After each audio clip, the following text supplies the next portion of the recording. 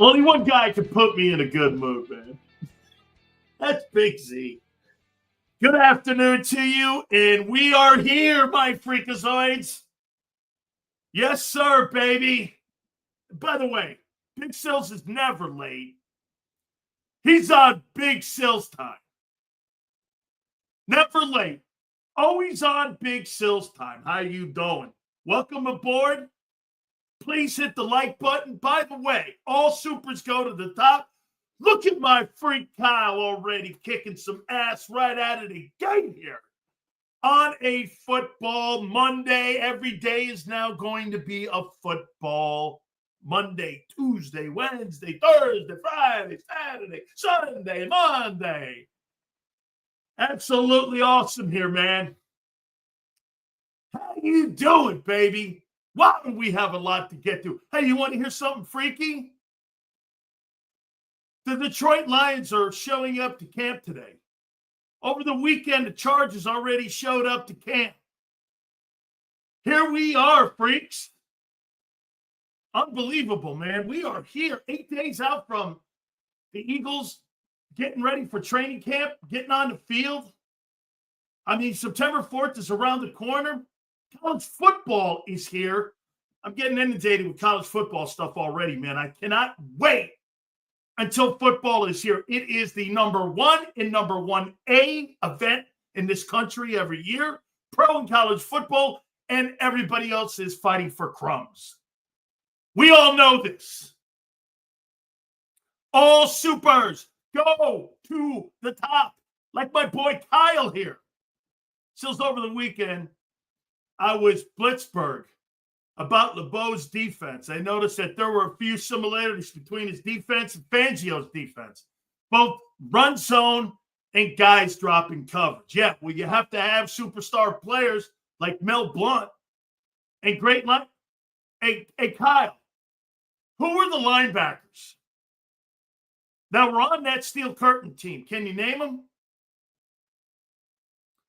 Can you name the linebackers that were on that Steel Curtain defense? Then I think you'll get an understanding of what and how that Steel Curtain ran. Jack Ham, Jack Lambert, and Andy Russell. At one time, all three of them freaks made the Pro Bowl. 2 of them are Pro Football Hall of Famers. That has been a system that has been run in Pittsburgh forever. By the way, who's the current head football coach of the Steelers? Mike Tomlin. He also took Tony Dungy's Tampa 2 defense to high safety, cover 2. How you doing? Nothing changes in Pittsburgh. That's why they're who they are. Okay? That's why they have not changed that defensive scheme and how they do things. They have not. Hit the like button, guys. Holy cow. By the way, All-Star break. Phillies are in the East, for sure. They're in the race for the East. Home run derby tonight. Game is on Tuesday. I don't have a problem with the All-Star game except for one thing. I hate interleague play. Has destroyed that game. What up, Twiz? Tony Dungy is a maverick, but it really started with Dennis Green. Dennis was the guy. Chuck Noll really was the first guy to help Coach Dungy because many of the things that he took, implemented into his defense, came from the Pittsburgh Steelers and Bud Grant. So a lot of that stuff back in the day was Bud Grant stuff. Hit the like button, my friends. Boy, do we have one today. Big Sills 2.0 bold predictions. I will show you, my freaks. After many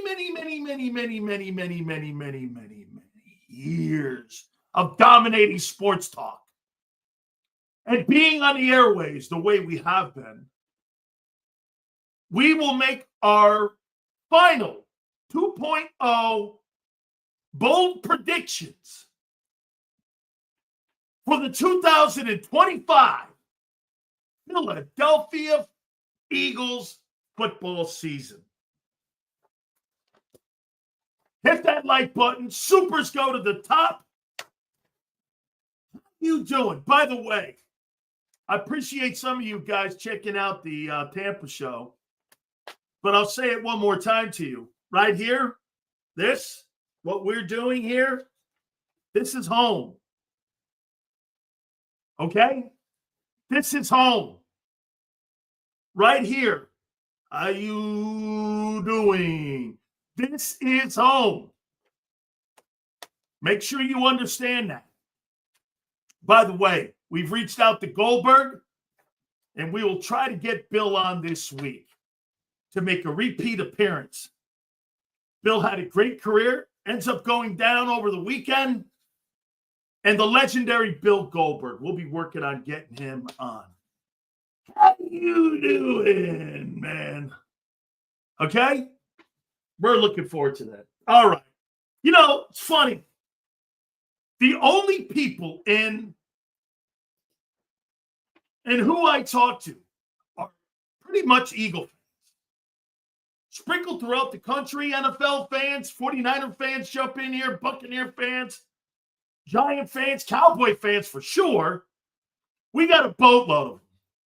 Boy, do you see your quarterback and your football team completely different than every other expert, every coach, every GM, every scout. You're the only people that see this, dude. Both of them. Nick Sirianni and Jalen Hurts in the same light. It's funny. And you know what? I've come to the realization. Okay? I have. No matter what we say here, you're the only people that hear. You're in the minority. You understand that? You're in the minority in how you look at the two cabooses. The two cabooses. And by the way, I brought receipts this time. How you doing? Okay? I brought receipts. Should I start with Hurts? Or should I start with Nick Sirianni? Who should I start with first? Who do you guys want me to start with? Let's see here. Oh, by the way, I got my 2.0 Big Sales bold predictions. Well, two cabooses. Two cabooses. How you doing? Wait a minute here. Hey, Devin, let me ask you something here. So do you believe that Nick Sirianni has hired these assistant coaches on your football team? Do you believe that? Do you believe that Nick Sirianni has any say in the hiring of assistant coaches? Like, do you believe he has a coaching tree? Do you believe that? Okay, no. Okay. Leon says yes. Well, let me get the receipts out. Leon says he believes that Nick Sirianni makes all the hires for his coaching staff. Who else? We got Leon. Billy says yes, Nick makes all the hires. By the way, CBS did a pretty cool job. They named him fourth on their revised list of NFL head football coaches in the league. Let's get to that here in a minute here. Let's see what they got here. Who did they name? They got Andy McVay, John Harbaugh. They got Nick fourth. They've got Dan Campbell fifth. They've got Jim Harbaugh sixth. Kyle Shanahan seventh. Matt LaFleur eighth. Kevin O'Connell 9, and Mike Tomlin 10. Okay? So they got Nick fourth now. Now, let me ask you one more time. How many people believe that Nick Sirianni hires every single coach on his staff? Leon says yes. Who else says yes? Okay? Who else says yes? If Nick is the top 5 coach, Hurts is the top 5 quarterback. Well, we'll get to all this. Who said Nick, in my book, is the top 5 head coach? Yeah, I don't believe that. How many people in here believe that that guy hires his coaches? Leon's the only one so far. Anyone else? Anybody else has that idiotic notion that he has a say in the organization. I heard both Jeff Kerr and John McMullen glazing over this guy.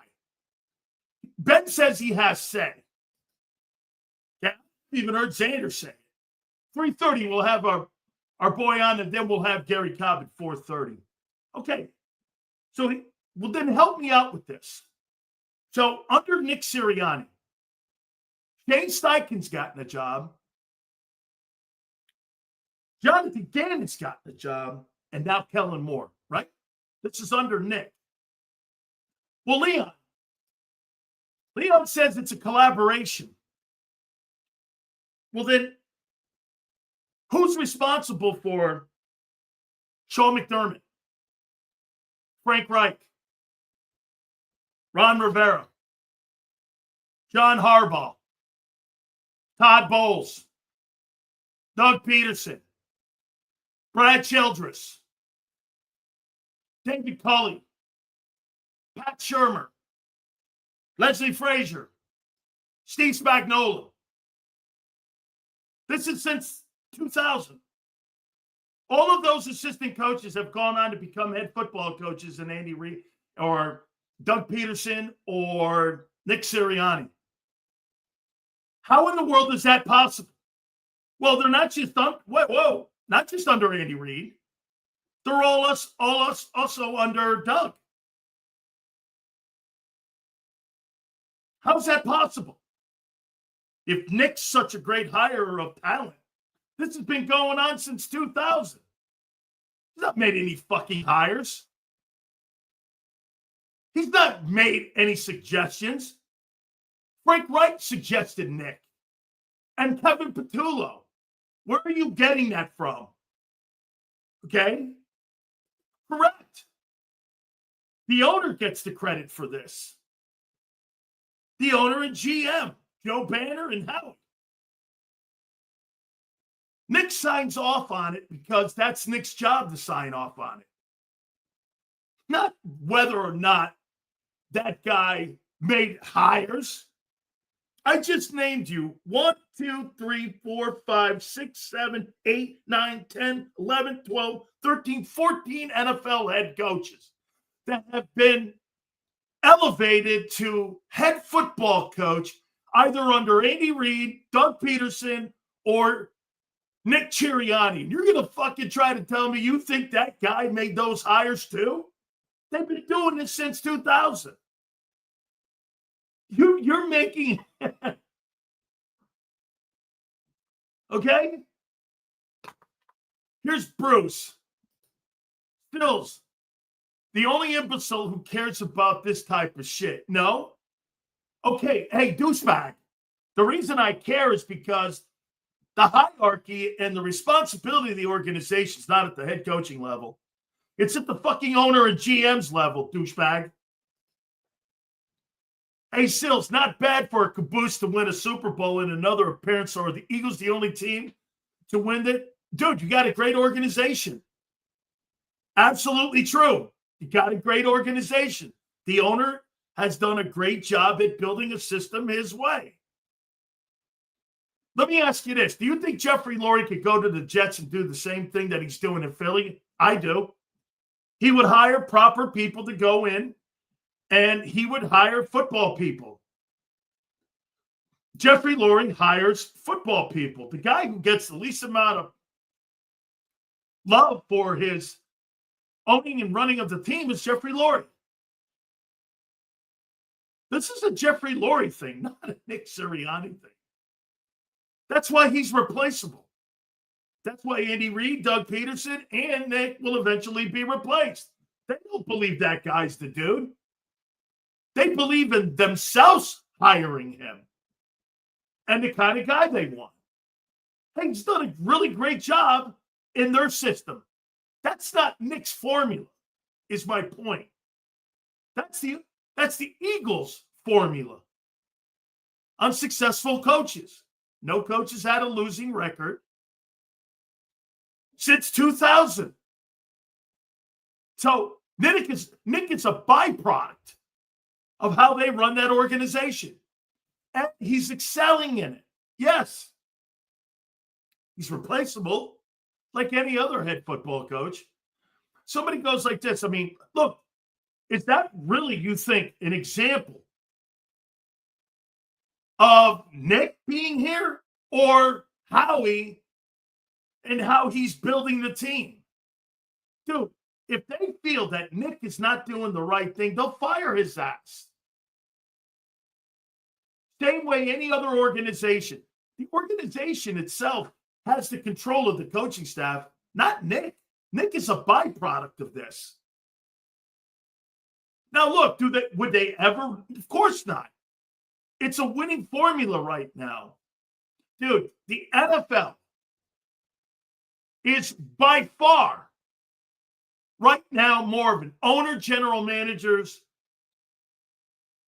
league than it's ever been. It's not a head coaching league.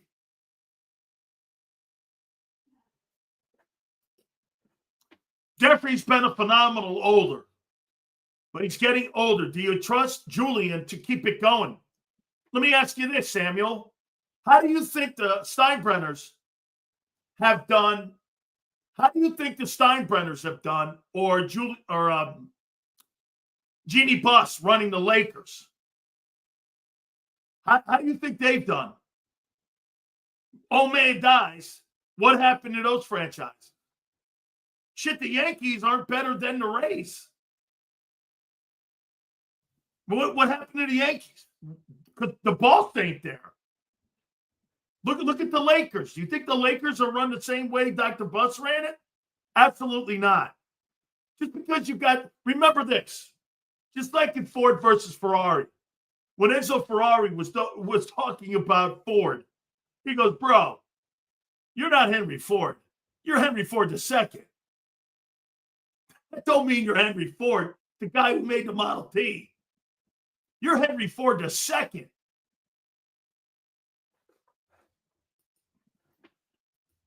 Bet my backside's friend over.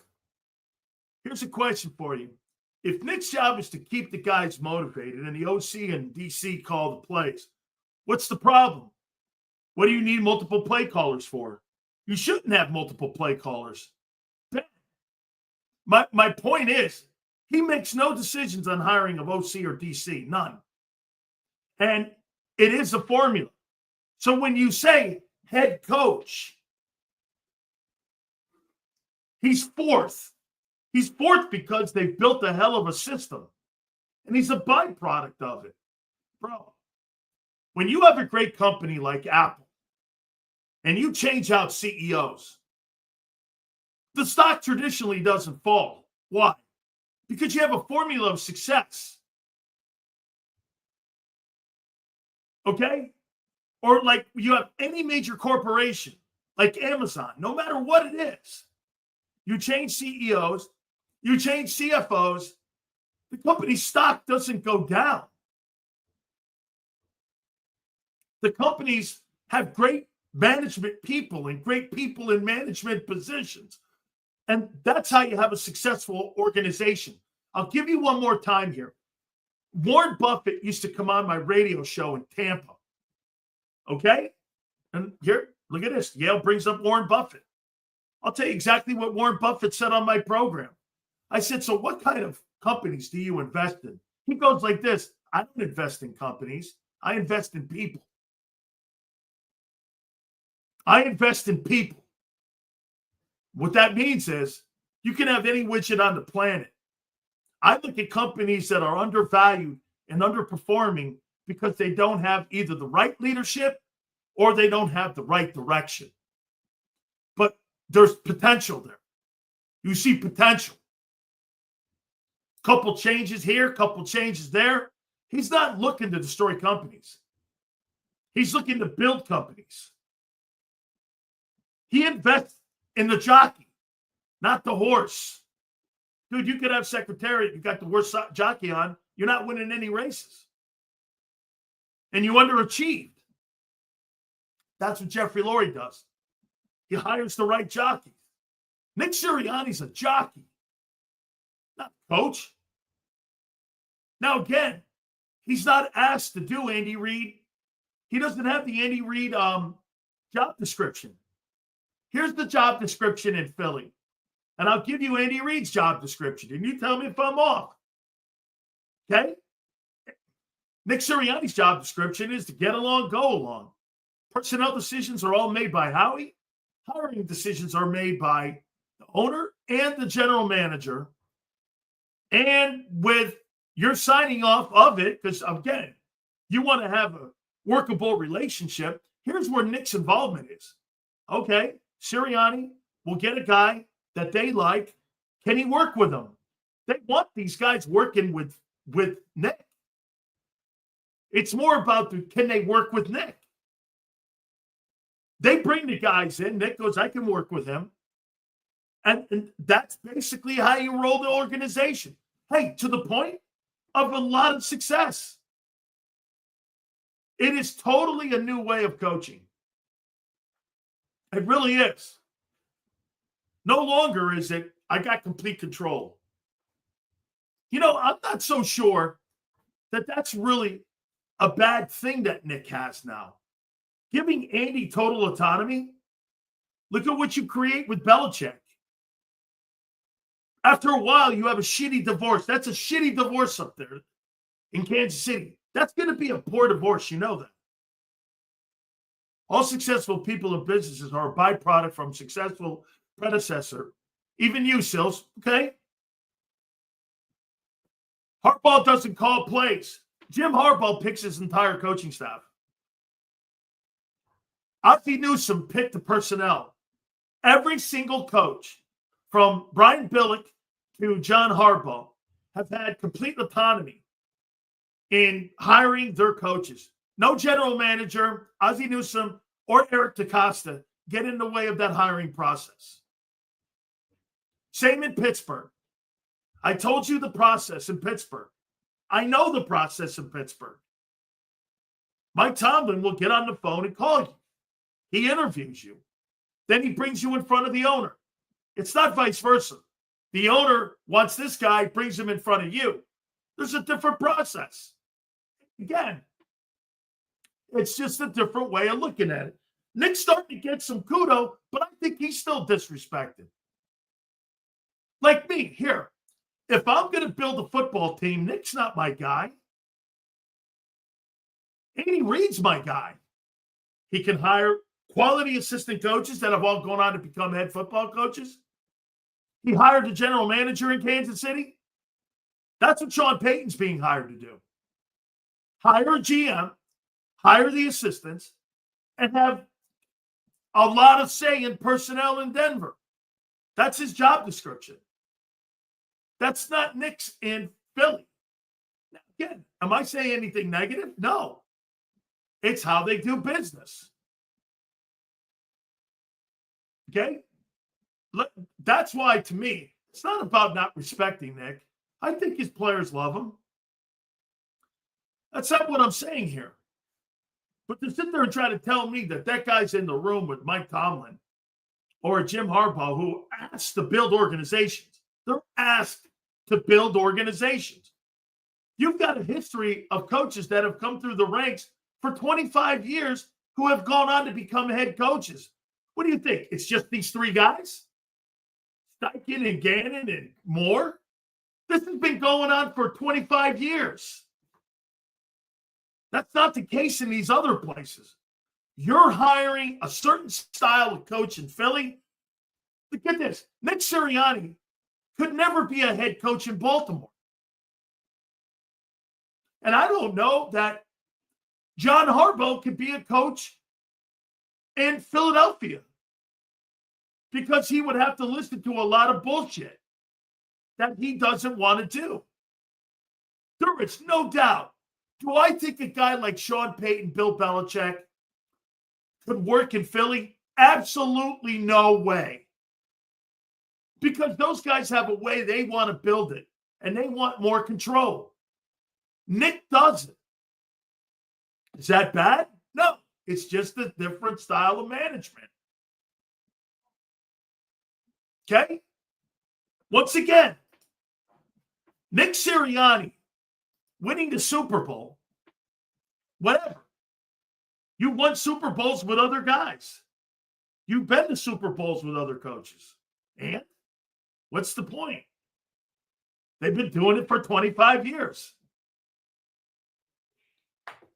Okay?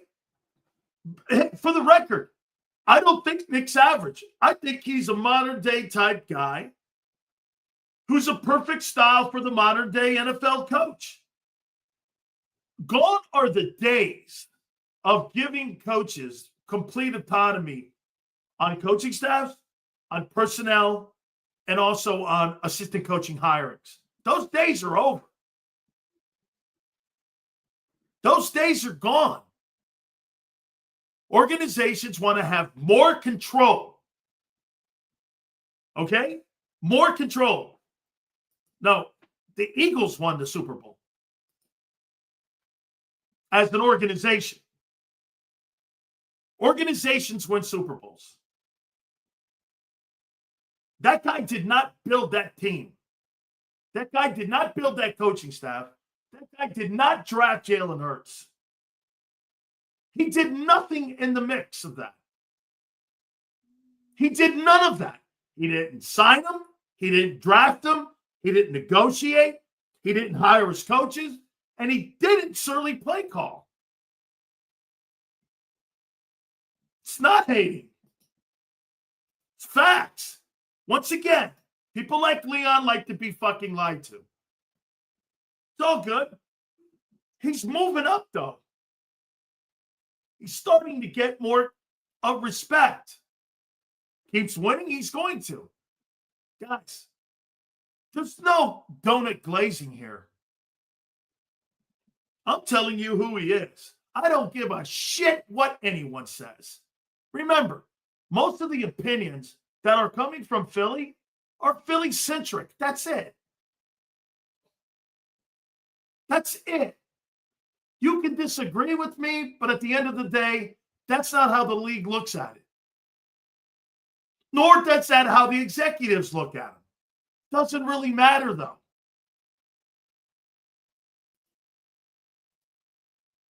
Can we hit on something I heard this week on Dickerson being in the top?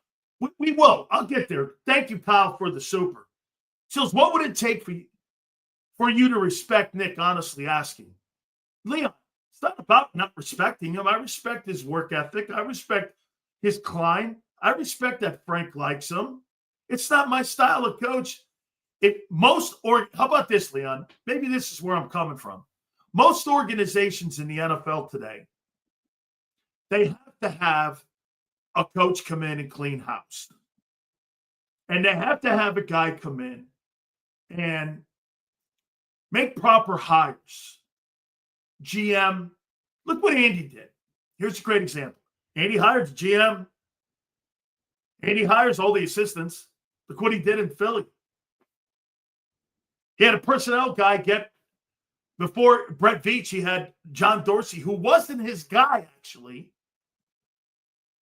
And that guy got Mahomes for him. And what did he do? He wanted to make sure that Patrick Mahomes, get this. This guy says I'm fucking wrong. I just named you 14 fucking head coaches in the last 25 years that Philly has hired. Explain that to me. 3 different head coaches hired, 15 different head coaches in 25 years. How's that possible?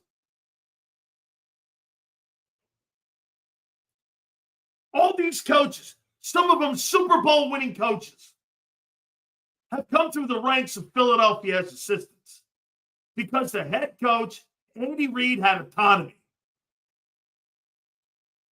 The hiring of Doug. 15 NFL head coaches, not just 3.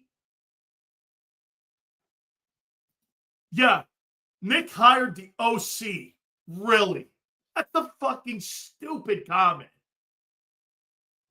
When no coach prior, except for Reid, hired these guys. What a jerk. Absolutely ridiculous. All right. We're going to do my bold predictions for the Eagles here. And you know what I'm doing right now? As far as I'm concerned, congratulations on your 2024 Super Bowl. But we're going to start talking some truth here now. Now, let's go over here to this current conversation that people are having today around the league.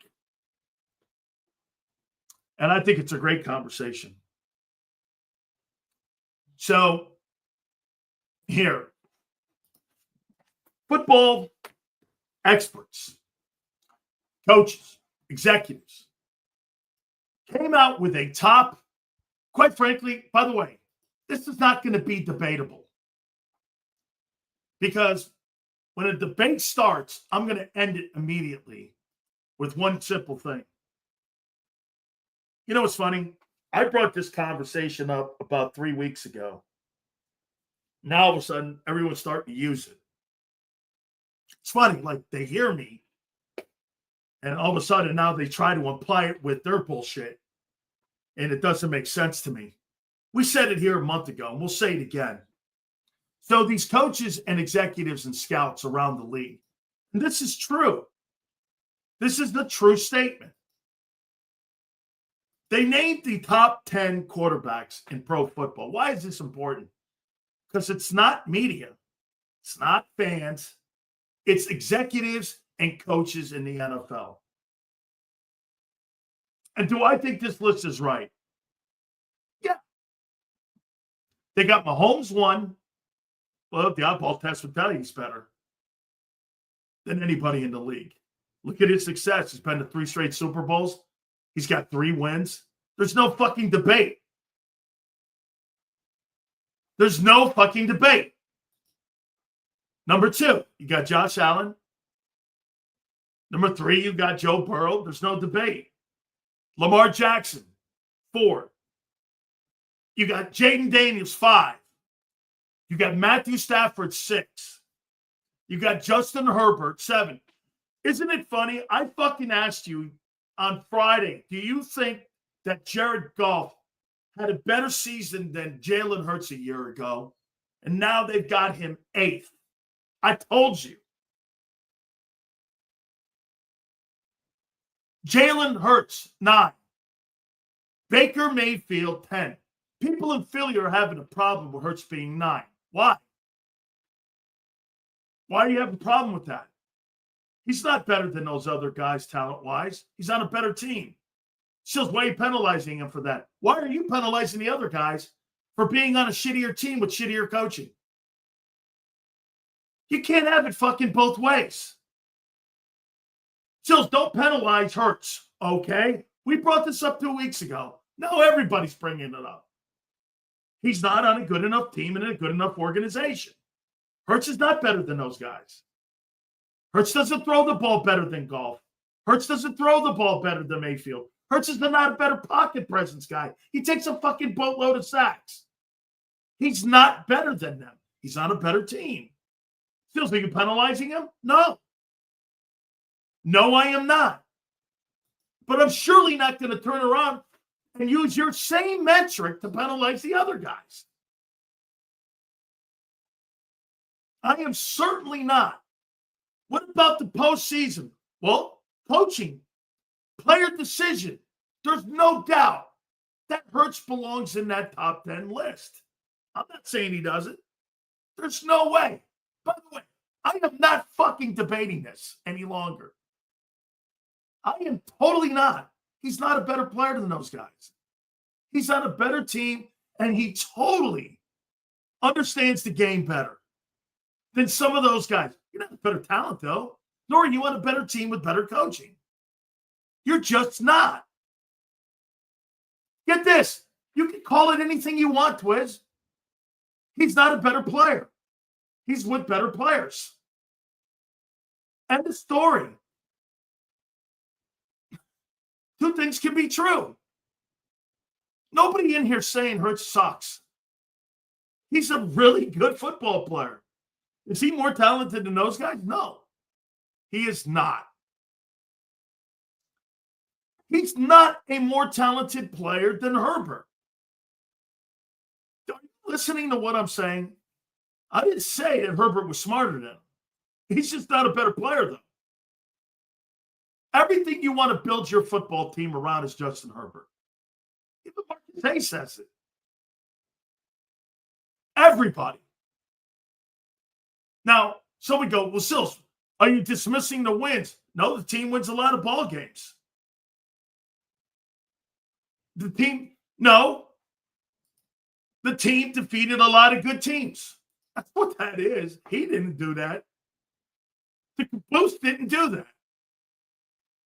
Fucking sick of this conversation. Sitting there giving feel arounds and reach arounds when you know it's not true. You turn the tape on, you watch that guy play, and you know who's better. Sills, what about the winning, though? I'm not dismissing it. Congratulations. He won a Super Bowl. I got it. Nick Foles, all them guys that have ever won Super Bowls that weren't the top 5 guys or top 7 guys in the league, there's a plethora of those dudes that have won Super Bowls. Plethora of them. Plethora of them. Okay? Hey, by the way, Dominique, I'll fucking decide when we move on.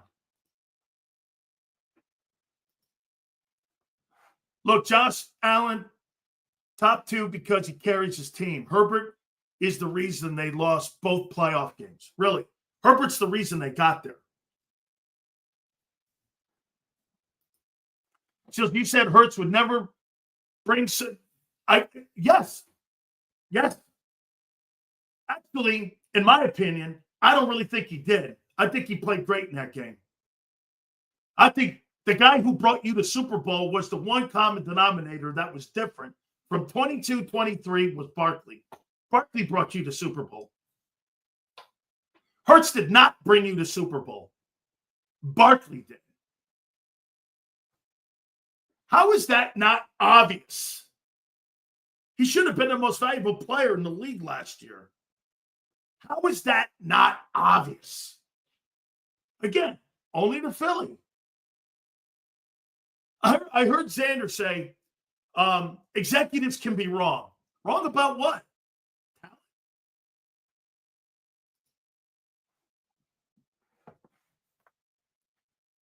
It's Mahomes 1, 2, Allen 3.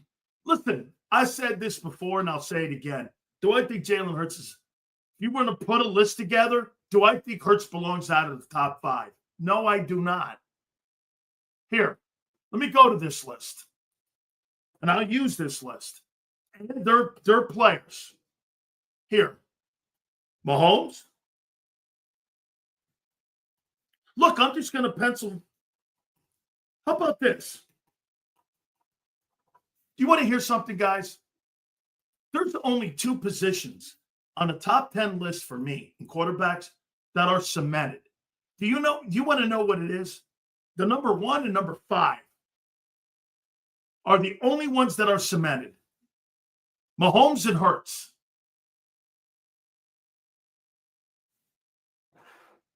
That's it. The rest of them you can maneuver around until somebody passes Mahomes. Nobody's in Mahomes' league.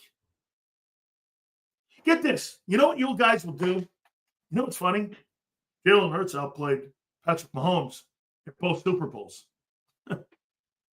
And then when I say the other guys outplay Hurts week to week every year, you'll go, well, he's won Super Bowls. Well, so's Mahomes. And he's won 3 of them. You flip-flop your metrics and how you see things. Well, Mahomes, Hurts has outplayed him. Yep. He's won. Only in Philly. I told you this. Executives and GMs and coaches around the league do not feel the same way you do. And I'm not talking media people like me now. I'm talking about people in the league. They look at guys, and once again, you see, executives look at players differently than fans do. Who's the best football player in the league? It's Myles Garrett. You wouldn't say that. Somebody would put a quarterback up there or a receiver maybe or an offensive lineman. But people with any kind of knowledge would go, well, Myles Garrett's the top 5. He's the top guy. Okay? Get this. This is exactly true. Marino is not near as accomplished. I have brought this up to you. Marino is not near as accomplished as, or he's just not, as Bob Greasy. Get this. I brought this up and you guys took a shit on a guy who won 3 Super Bowls. 2 of them in a row, and one of the teams was undefeated. And you said Jalen Hurts is not Bob Greasy. I don't know about you, but I'd be okay being Bob Greasy. Winner of 3 Super Bowls. You went to 3 of them in a row. You won 2 of them. One's undefeated. You're a Hall of Famer anyway, but I would hate that. Oh, why? Because Bob's not looked at as one of the greatest players of all time? Yet his resume speaks differently? Because 2 things can be true. Bob's never going to be considered one of the greatest players of all time when it comes to that position. He's a Hall of Famer, though. He's won 2 Super Bowls. Correct. He had better players in the huddle. Absolutely true.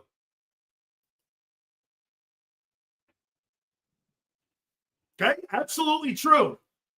Well, how did he play in the Rams game? With 65 net yards passing. I forgot that one.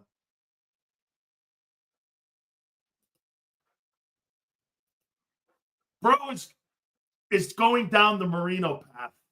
Unfortunately, Daz, you are correct. Get this. Bob Greasy stinks, having won 3 Super Bowls, or 2 Super Bowls. Hall of Fame player. One team was undefeated, considered the greatest team of all time, and won 3 straight AFC championships. He says he stinks. Of course he does.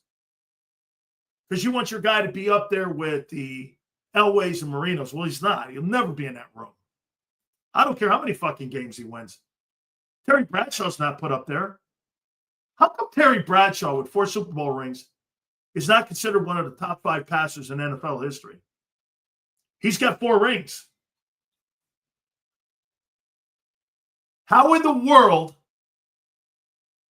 is he not in the conversation? He's got 4 rings. He's 4-0. How's he not? Why? Because he played on a great... You know, you want to make a comparison? Jalen Hurts is a lot like Terry Bradshaw. Yale, do me a favor, Yale. Give me your top 5 quarterbacks in NFL history. I'll give you mine. Brady, Montana, Elway, Marino, and Manning. Those would be my 5 quarterbacks of all time. Okay? Yeah, dude. Bradshaw's got 4 rings. Why do they not give him the credit? It's a Jalen Hurts conversation. Well, look how many Hall of Famers he played with. You've got Stallworth and Swan. You've got Franco. You got Webster. You've got Mean Joe. You've got Ham and Lambert and Blunt and Noel. You've got all those Hall of Famer guys. There's like 7 or 8 of them. Fuck, you had to have been on a good team. Isn't that right? Fuck, look at all the players he played on. Holy cow. Bradshaw can't be that great. He's got 4 of them. Why isn't he considered in the top 5? Because nobody looked at his talent and went, that's one of the 5 greatest talents I've ever seen play the position. Shit, you may one day put Lamar in that conversation. This guy's got 4 rings, and no one ever brings his name up. No, this is true. This thing with Jaden Daniels, I think Jaden Daniels is a great football player. Top 5? No way.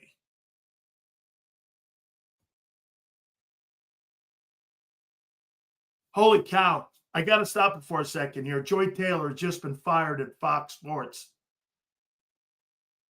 She's been canceled from all FS1 shows, including hers. Craig Carton just emailed me and told me Joy Taylor has been fired at Fox. So she was my producer. My wife and my daughter love her. That's very sad. Very sad to hear that. But they need a scapegoat. You know, they fired her for innuendo, even though the guy who's the senior vice president at Fox had sex with her. He still has his freaking job. He still has his job. That's ridiculous. Well, anyway, back to programming. I'll never get it. Explain this to me then.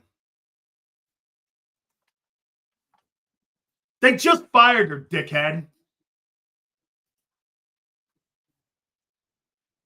But she hasn't been on in a while. She's been on vacation too. If you're not seeing, oh, that's right. Why would she have anything connected to you? She told me she was on vacation. She's in Bermuda. She says, I don't know if I'm coming back. I knew this last week, but I didn't know they'd fire her today.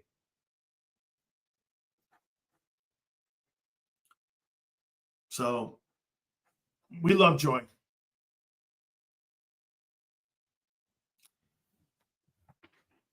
She just texted me. She goes, I'm out. Well, when you're a woman and you work in a man's field like that, you've got to be better. You've got to be more talented because they're never going to give you the same opportunity. More women are needed in broadcasting. More African Americans are needed in broadcasting. It's a white dude's world. I mean, if you're a woman in that profession and you want to stand up and you want to flex your elbows, this is disgusting. More women are needed in broadcasting. More black broadcasters, too, are needed. How many black broadcasters have been in the one seat in Philadelphia sports talk? I'm not talking about the two chair. I'm talking about the one chair. The guy who drives the show and the show's named after him. Who? Hugh Douglas, former Eagle. Ike Reese, former Eagle. Why don't you name me a black guy that's ever been the number one guy, had his own show at WIP? Name me one. Name me one guy.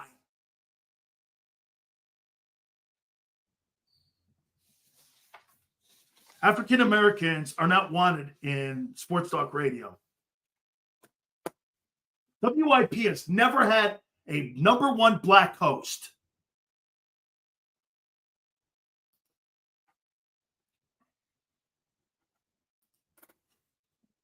Leon, can always count on you, brother. Right? Always crying about race? Yes, I am always crying about it. Unfortunately, I say something 13 years ago that went sideways. I've been defending African-American people being in broadcasting for 35 fucking years. And women. So don't talk shit to me, Twiz. You don't know me from a can of paint.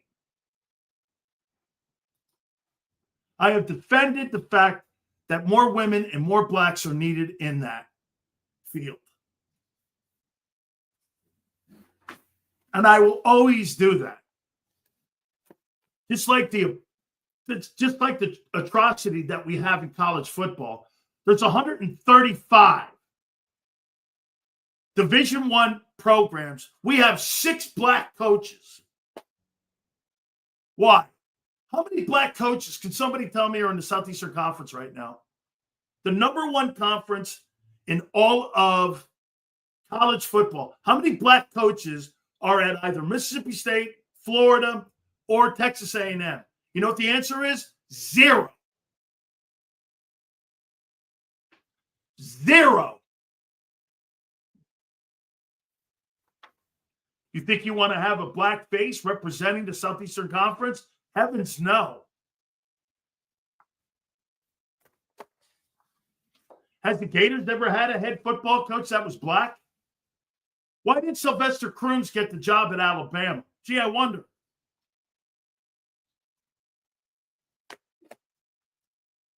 I wonder. I do. Hit the like button, guys. Let me get back on the programming here. Hook me up on something. So Terry Bradshaw has 4 rings, was on a great football team and never gets the respect because the football gods look at Terry Bradshaw because he played on a great team. They never look at him as one of the great quarterbacks of all time. Okay? How come he's not looked at one of the greats? You want to have one of your guys. Absolutely true. Race is an issue in every conversation. Every hire, race is an issue.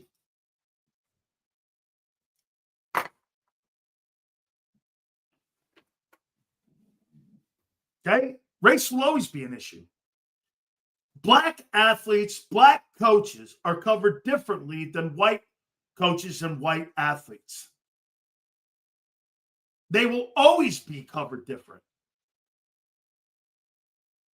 What am I, giving you an epiphany here? Well, hold on here. Hey, Forrest, you really need to be woken up? If you're a black coach and you get a shot in the NFL, chances you get another job are slim.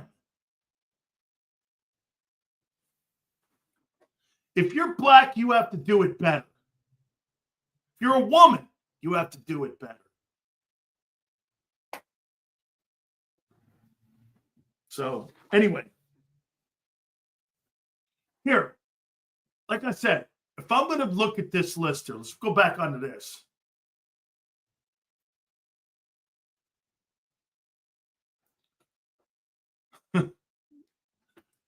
Oh, my God. Good. Well, we're going to get Joy Taylor on. Joy said she'd come on. So we'll get her. We'll get her on the show. She's been on, I think, twice. So we'll get her on again. It's all good. Let it settle down a little bit.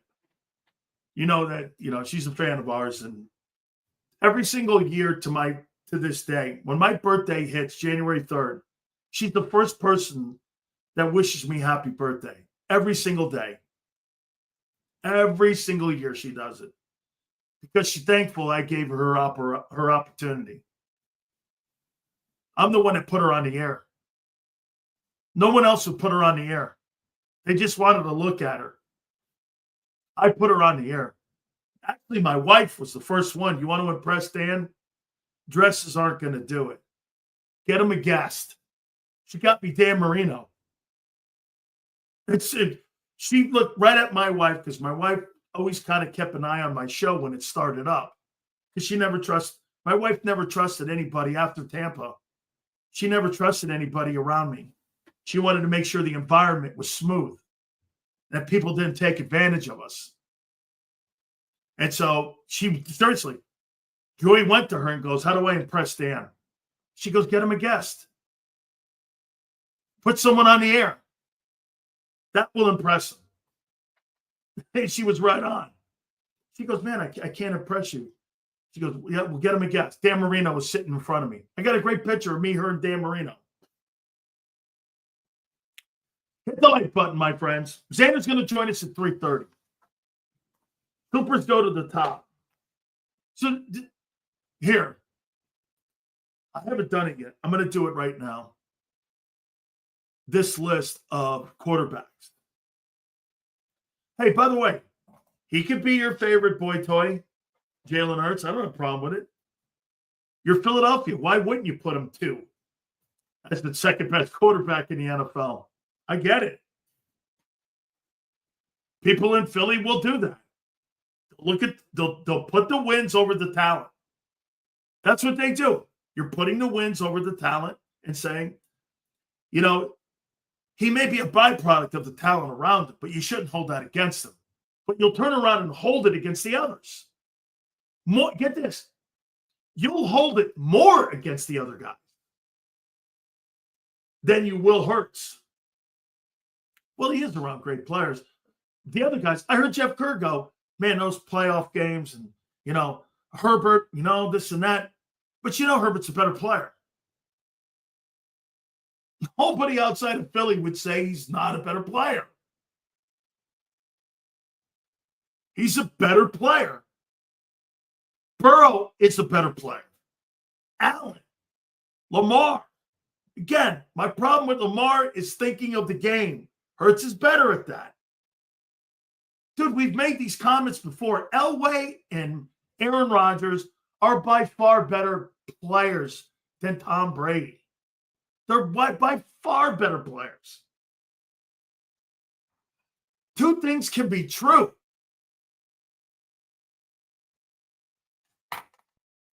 Two things can be true. All right. Hit the like button. I am going to do my Big Sills Eagles bold predictions right now for you. Those retards had Hurts at 9 talking about how Burrow beat Mahomes when his defense carried him in that game. Hurts played better versus Mahomes in the big games. Yeah, but what's funny is you don't give Mahomes credit for going along for the ride, but you're going to tell us that Jalen outplayed him in the Super Bowls. But Mahomes, on the other hand, you know, his defense carried him. You contradict yourself, jackass. So the only one I hold it against is Dak because the Cowboys deserve nothing. I think Dak Prescott has been an absolutely sensational face of a franchise like the Dallas Cowboys. I completely believe if you're going to have the blueprint and how you carry yourself, Dak is it. But it's 10 years in. The Cowboys have failed him. They have completely failed Dak Prescott. Okay? This is so absurd. Nobody believes this, but people in Philly. That's absurd.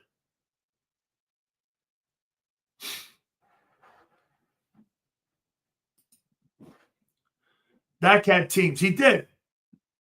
He did. Both quarterbacks got carried to the Super Bowl. Jalen Hurts took off the straitjacket in the Super Bowl. Jalen had a great Super Bowl. Had not a great year. Elway and Mahomes are similar. When they lost the Super Bowl, it was a blowout. I personally think that the Chiefs have walked it back and have not put enough talent around him. They're going to have to revamp like the way that the Patriots did. Patriots had a 10-year gap in the middle. Okay? Let's see here. Absolutely. Cowboys failed him? Absolutely failed him. And he failed in the postseason. Hey, by the way, I saw Jalen Hurts get annihilated by the Bucs in a playoff game. You think he's played fucking great playoff games? As a matter of fact, out of all of Jalen Hurts' playoff games, let's see how many playoff games he's played well in. He's played in 9, right? 9 Jalen Hurts playoff games.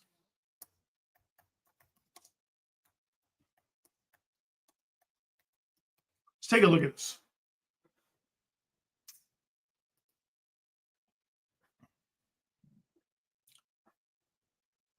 Let's take a look here. Okay. First one. First playoff game. see here. Well, let's see. 23 of 43, 258, 2 INTs, a touchdown, 53 completion percentage, 258 yards. They got annihilated in that game. The Giant game, he threw for 154 yards and 2 touchdowns. The San Francisco game, he threw for 121 yards with 60 completion percentage. No touchdowns, no interceptions. Kansas City Super Bowl, 304, 27 to 38, 304, 71%. Great game. So there's one. Let's see, the wild card game against the Bucs. 25 to 35, 1 touchdown. They were throttled in that game. This past season, so let's see. He has had 1 good game, the Super Bowl. The rest of them have been mediocre to bad.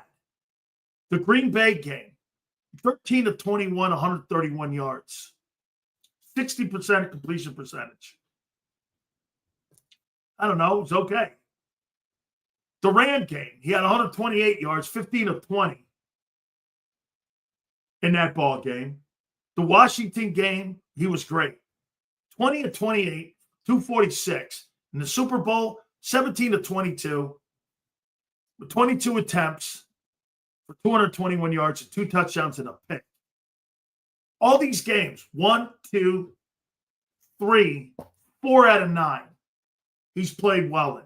Rest of them, below average. Making it sound like this guy's got some, great performances in the postseason. He doesn't. Is Zach Bond a part of the exciting Whites? I say yes. Leon. Team's record is 6-3. Absolutely.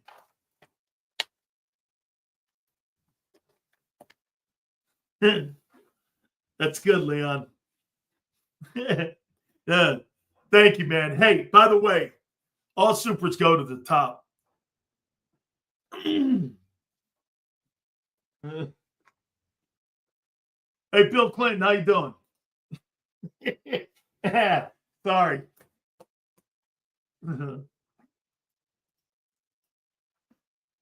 So he executed the game plan. What, the 65 net yards passing? Hurts is almost 100 points in 2 games of the season. Hurts does. Yeah, okay. Hurts does. Hey, I can't wait. This is going to be so iconic. Let me get to my big Sills 10. Here we go. I'm going to do this before Big Z's on at the bottom of the hour. So I wrote down, and by the way, many of the predictions that I made earlier, I'm going to stick to. But I added a few. And I'm going to keep these right here. I'm going to put it up here, and I'm going to pin them right here. Right about there. Actually, I might even put them over to Big Sills' first day as a professional football player. Okay?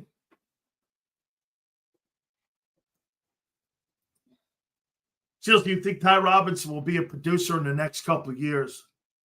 Have you broken tape down on him? I have. I think he's got potential. I do. But outside of Adama Sue,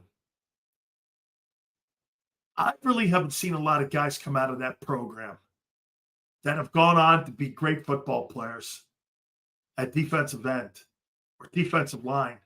Neil Smith, Adama Sue, and who?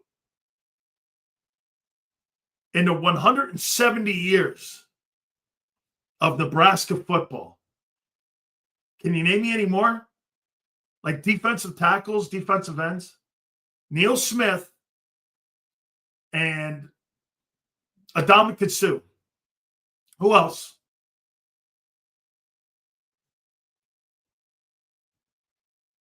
I'm not saying it's not possible. I'm not saying that. But that's not a place that produces D linemen. Name me another place.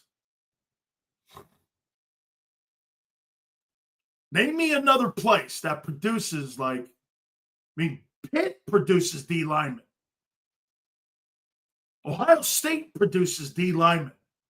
Clemson. Okay? They produce defensive linemen. The Chargers haven't won.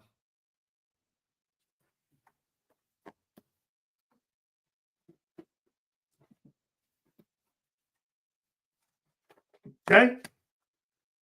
So, I think Ty's got, let's see what he does. It's not fair to look, here, end of the day. Ohio State has one quarterback in 165 years of quarterbacking, and that's C.J. Stroud. And for the record, I don't think C.J. Stroud has taken any steps backwards. I think C.J. Stroud is going along with the league, and the league is catching up with him, not steps backwards. It's funny when I hear that. So I saw C.J. Stroud take a step backwards. No, you didn't. You saw the league defend his strengths, and they defended him. Now it's up to him to continue to evolve. He didn't take a step back. It's not taking a step back. There's more game tape on him now. Okay? There's more game tape. The kid didn't take a step back. If I'm watching film, what does the kid do well? He moves to his right. All right?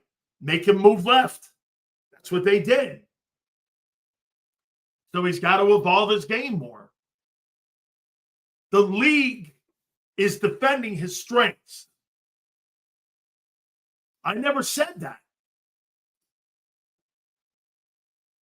They may actually be a better team by the end of the year. Get this.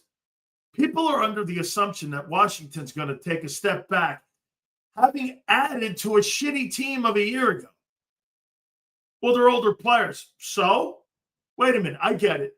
You added younger players with no experience. They added older players with experience. What's the difference?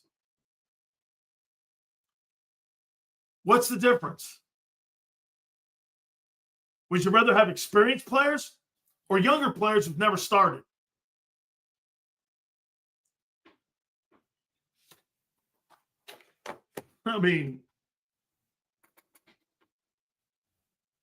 Get this.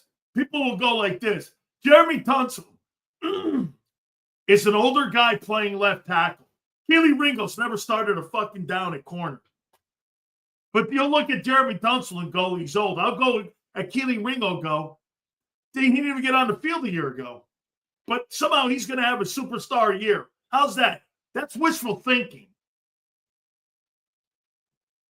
That's wishful thinking. That's hope. That's not a game plan, hope. I hope he pans out. I hope Makuba pans out. I hope Trotter's good. I hope Ajomo's good. Yeah, I know. Isn't hope eternal? Hope. Keely Bingo. Hey, I should add that to the list. Did I? Oh, I didn't. I should put a star here. I'm going to. Keely Bingo. Yeah. Week 6. Okay. So here are my bold predictions. Look at this guy. This guy sits on the toilet and he rubs his rubber ducky going, I wonder what Sills wishes for to do. Ooh, let me guess. What does Sills wish for today? Hey, isn't that funny? This guy's for content. He hopes the Eagles suck for content. Yeah, that's what I want to do. I want to cover a sorry-ass team like the Jets or the Cardinals. That sounds right. Tell me how I'll tell you what an imbecile this guy is. So Senorita wants me to cover the fucking Jets. Oh, that'll be good. Yeah, or the Browns. Woo, baby. Hey, let's cover the Browns. I want the Eagles to be as good as the Browns or the Jets. What a dumbass. Seriously, man. I mean, this guy right here, you talk about him. I mean, dude. This guy needs to be drug tested.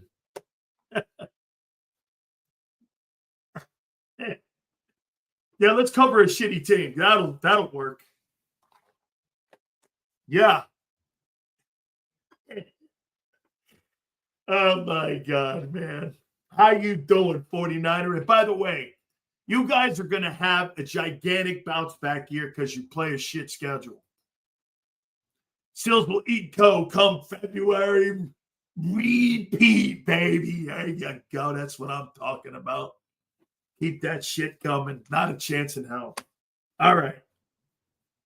So here are my big sells, bold predictions 2.0 for 2025 and the Philadelphia Eagles season. Here we go. Are you guys sitting down? Number one, the Commanders will win the NFC East. Not deviating off it. Made that prediction back in March. I believe. Maybe March, April. I don't know. We'll hold to them. Number two, the Philadelphia Eagles will win 11 ball games. Made that back in March, April. We'll hold to that. How you doing? Number three, I do believe Cooper DeJean. And I'm going to start calling him Cooper Dirk Diggler Cooper. Cooper Dirk Diggler DeJean. Here, this is what Cooper DeJean reminds me of.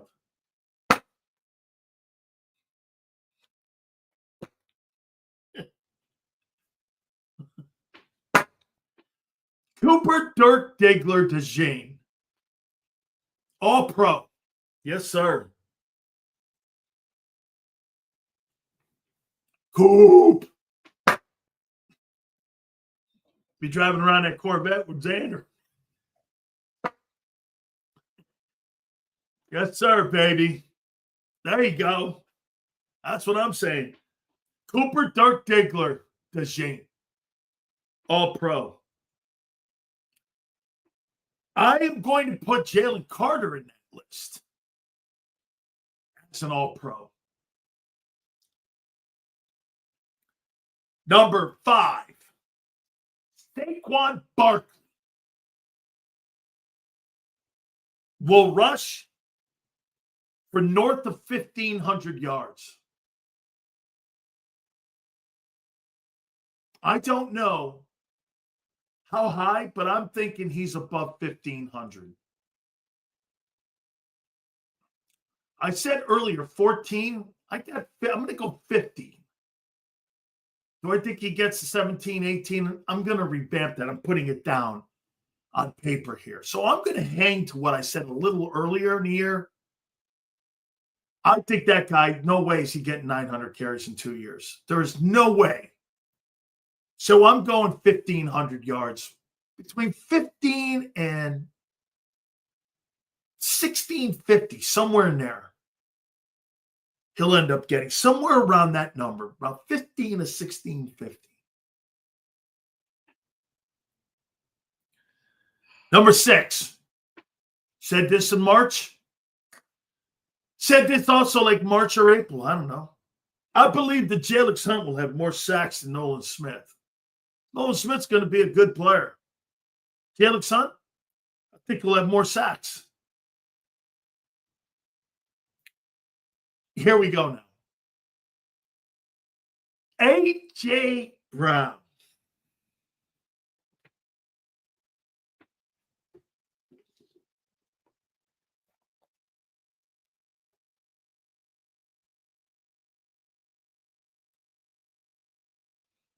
A.J. Brown.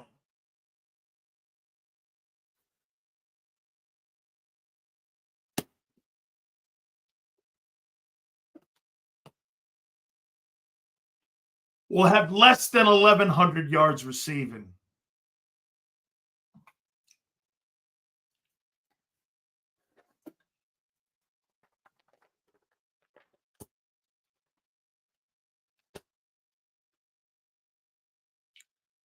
Jalen Hurts will pretty much go down his career numbers. 3,400 passing, 20 touchdowns, 650 rushing, and 12 rushing touchdowns. That's who he is. And that's who he'll be.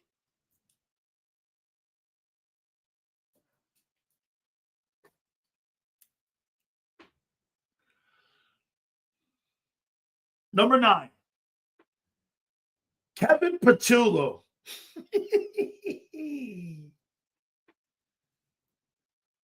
By week 6, question marks on his play calling will start to emerge by week 6, coming out of those 4 games. Week 6, you'll start hearing heat. Oh, man, we're getting so close to this. Those first 4 games are going to be so good, too. There you go. Bobo Patullo. Hold on. I got to put Bobo. Bobo Patullo. Holy shit. Bobo Patullo. Thank you, Angelo. Bobo Patullo. Oh,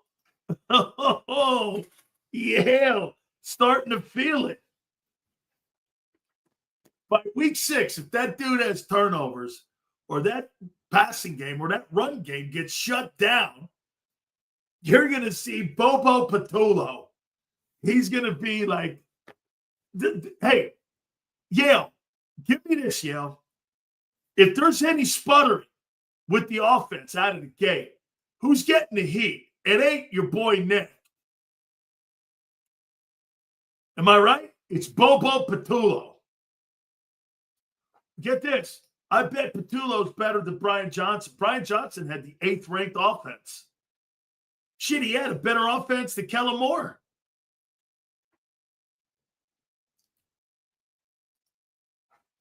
Hey, yeah.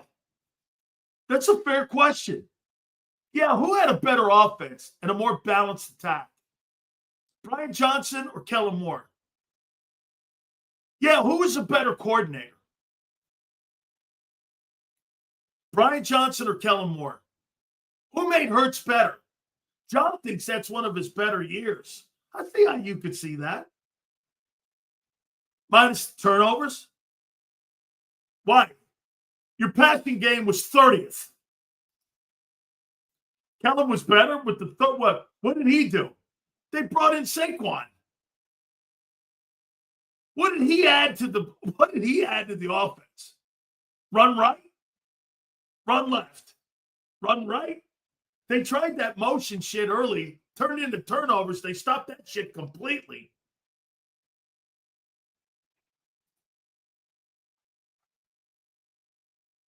Holy cow. Lord Vaughn, big sales.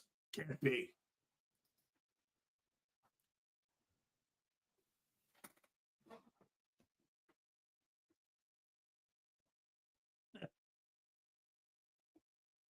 Here's number 10. Let's see. Keely Bingo will be replaced by week 5 at corner. So there's my big sales bold predictions. Week 5, Keely Bingo will be replaced week 5. I'm putting these bad puppies up here. I'm going to get me a piece of tape. I'm going to make sure too, man. Hold on for a second. I got to do this right. Let me make sure. I got to get the tape. Got to make sure here. I got to get here. Hold on for a second here. Here we go. Got to put these bold predictions up now. There we go, right there. Put it over here. There we go. My bold predictions. Yeah, that looks good. Yeah, that's good. So here they are. Commanders win the East. Eagles win 11 games. Cooper Dirk Diggler Degene will make All-Pro. Jalen Carter will be All-Pro. Number 5, Barkley will be between 15 and 1,650 yards rushing this year. That'd be quite a job. Number 6, Jameis Hunt will have more sacks than Nolan Smith. Number 7, A.J. Brown will come in at less than 1,100 yards receiving and 65 receptions. Jalen Hurts, 3,400, 20 TD passes, 650 rushing, and 12 rushing touchdowns. That's 32 TDs, friends. Number 9, Bobo Patullo will get heat starting week 6 on his play calling. And at number 10, Keely Bingo will be replaced by week 4. No, I can't do that. I got to say week 5. Week 5. Keely Bingo. Who? I don't know. Yeah, the guy that's been on the, you know who Keely Bingo is? You know, that guy's been on the team for 4 years? Yeah, that guy. How much playing time's he got? Not much. What do you mean? He's starting now? Oh, but he's got talent. Then why hasn't he seen the field? Maybe because he's not smart enough. Did you ever think that? Those are bold and honest predictions for the upcoming season. Let's see here. I don't hate my team. I just stir the pot. Yeah. Keely Bingo. Ringo Bingo. It's a good sound for a defense. Ringo Bingo. Okay? Ringo Bingo. Well, we'll see, won't we? We shall see. I'll tell you what. I'll make a point to you. If you repeat as Super Bowl champions, I got to come up with something good.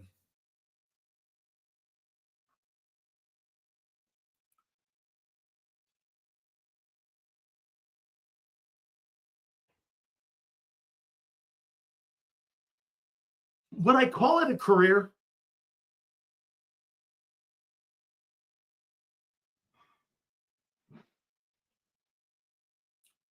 If they win, would I call it a career?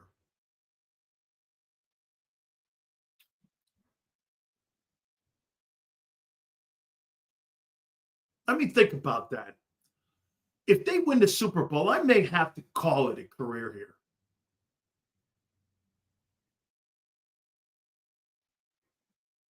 I'm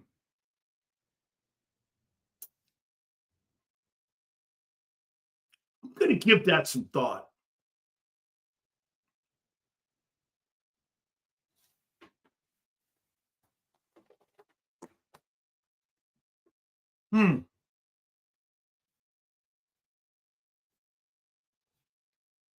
Or I could do this.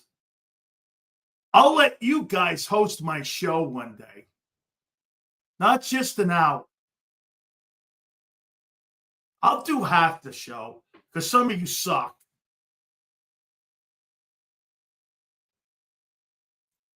So how about we do half the show? How about we do that? How about I let you guys host half the show? I've never done that.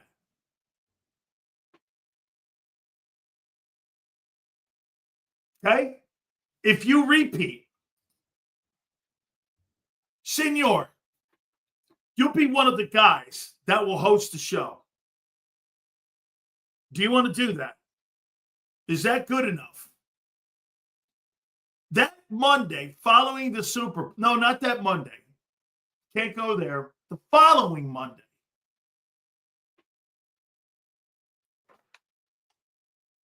Okay? Hey, Senor, do me a favor. Find out what day. Find out what day the Super Bowl's being held on. No, I'm not gonna. I think that's dumb. Let me do this. Because I love talking to you guys. Shut the hell up. Give me the date. It didn't take 2 months. That's not true. It did not take 2 months. Just look at this guy. I could do Monday or Friday. Well, hell, we're not working around your freaking schedule. February 12th. All right, let me take a look at this. So let me take a look. I'm going to tell you flat out now. Let me see.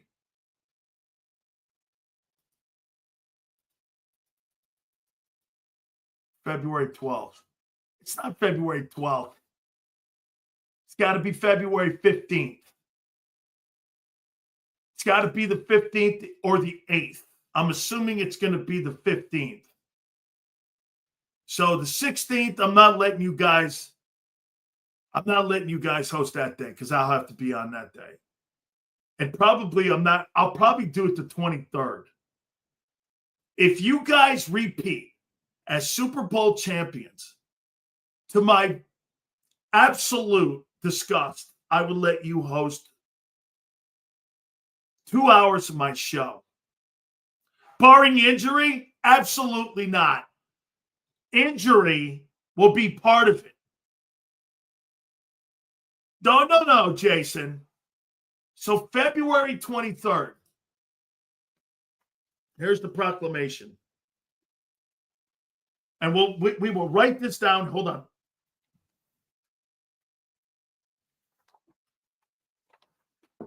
Hold on. I, Dan Sileo. I, Big Sills. I, Big Sills. The one and only fucking cannoli. Will let idiots host my show for 2 hours on February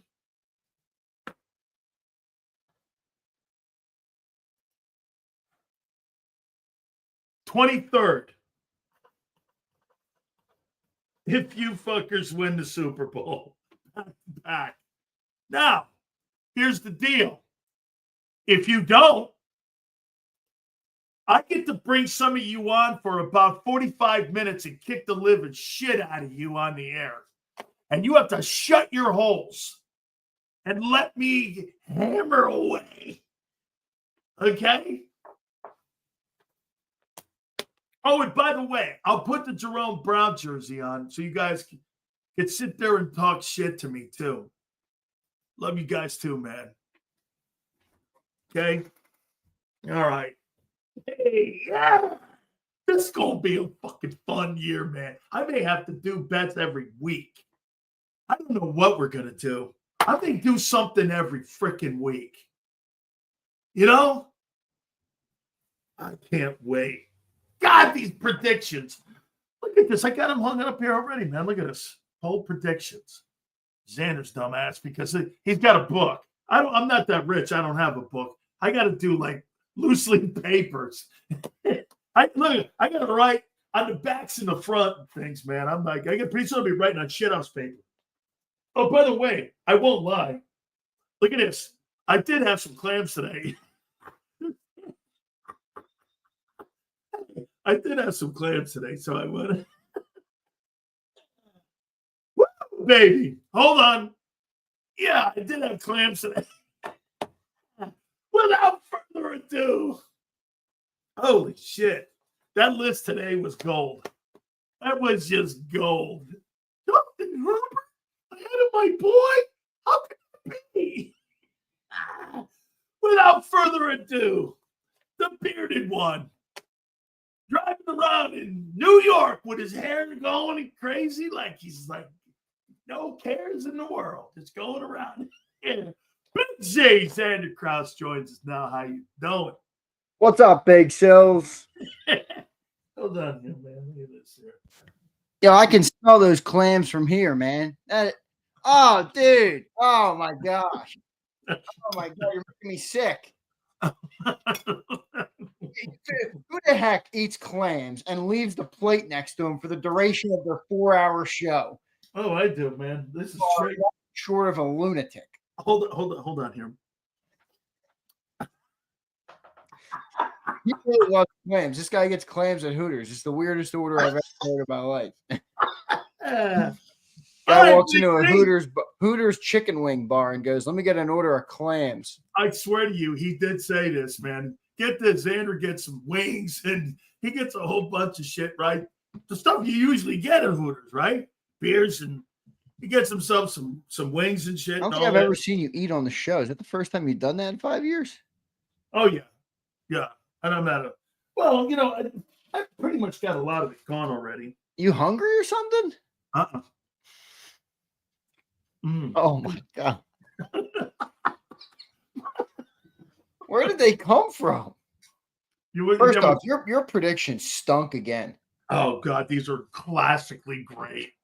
They were terrible, and I modified a couple of mine, but mine were so good back in March. I didn't feel the need to come off that many. No, I haven't really come off except for the Moro Jomo one. Here we go. So I'm going to read mine back to you.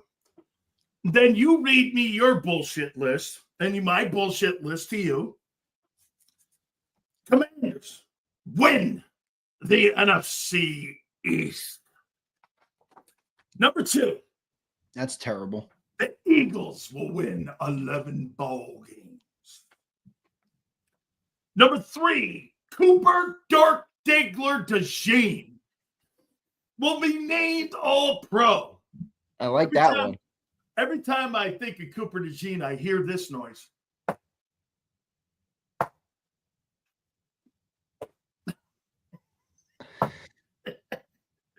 Number 4, Jalen Carter, All-Pro. First team this time. All right, so you shifted on that one a little bit. Wait, didn't I say he would be? You had him. The only thing you had on him last time was under 9.5 sacks. Now, I had him at first team All-Pro in my predictions back in March. I don't think he gets 10 sacks, but I do think he gets All-Pro. Me too. Number 5. I got Barkley between 1,500 and 1,650. It's not bad. That's where I got him. Number 6, I got Jalen Hunt having more sacks than Nolan Smith. Number 7, here we go. Ready? Smells like victory in this bitch right here today, boy. Dude, you're on a bad run. Another bad season like you had last year. No. It'll be officially Big Sil's burnout watch, so be careful here. We're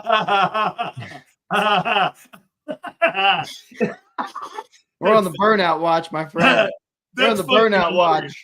That's fucking hilarious. Number 7, I got A.J. Brown with 65 catches and less than 1,100 yards receiving. Oh, my God. 65 catches? What did he have a year ago? I don't know. I thought he had like 80. Did he? I thought he had 65. Did he? Let me check. What did he have? Yeah, tell me what he had a year ago. He might have had a 65. 67. Time for A.J. Brown burnout watch. Oh, hang on here. This is a tragic list, man. Jalen I almost Hurts. feel bad for you. You're like, this is like Don't feel bad for terrible. me. These are coming to fruition.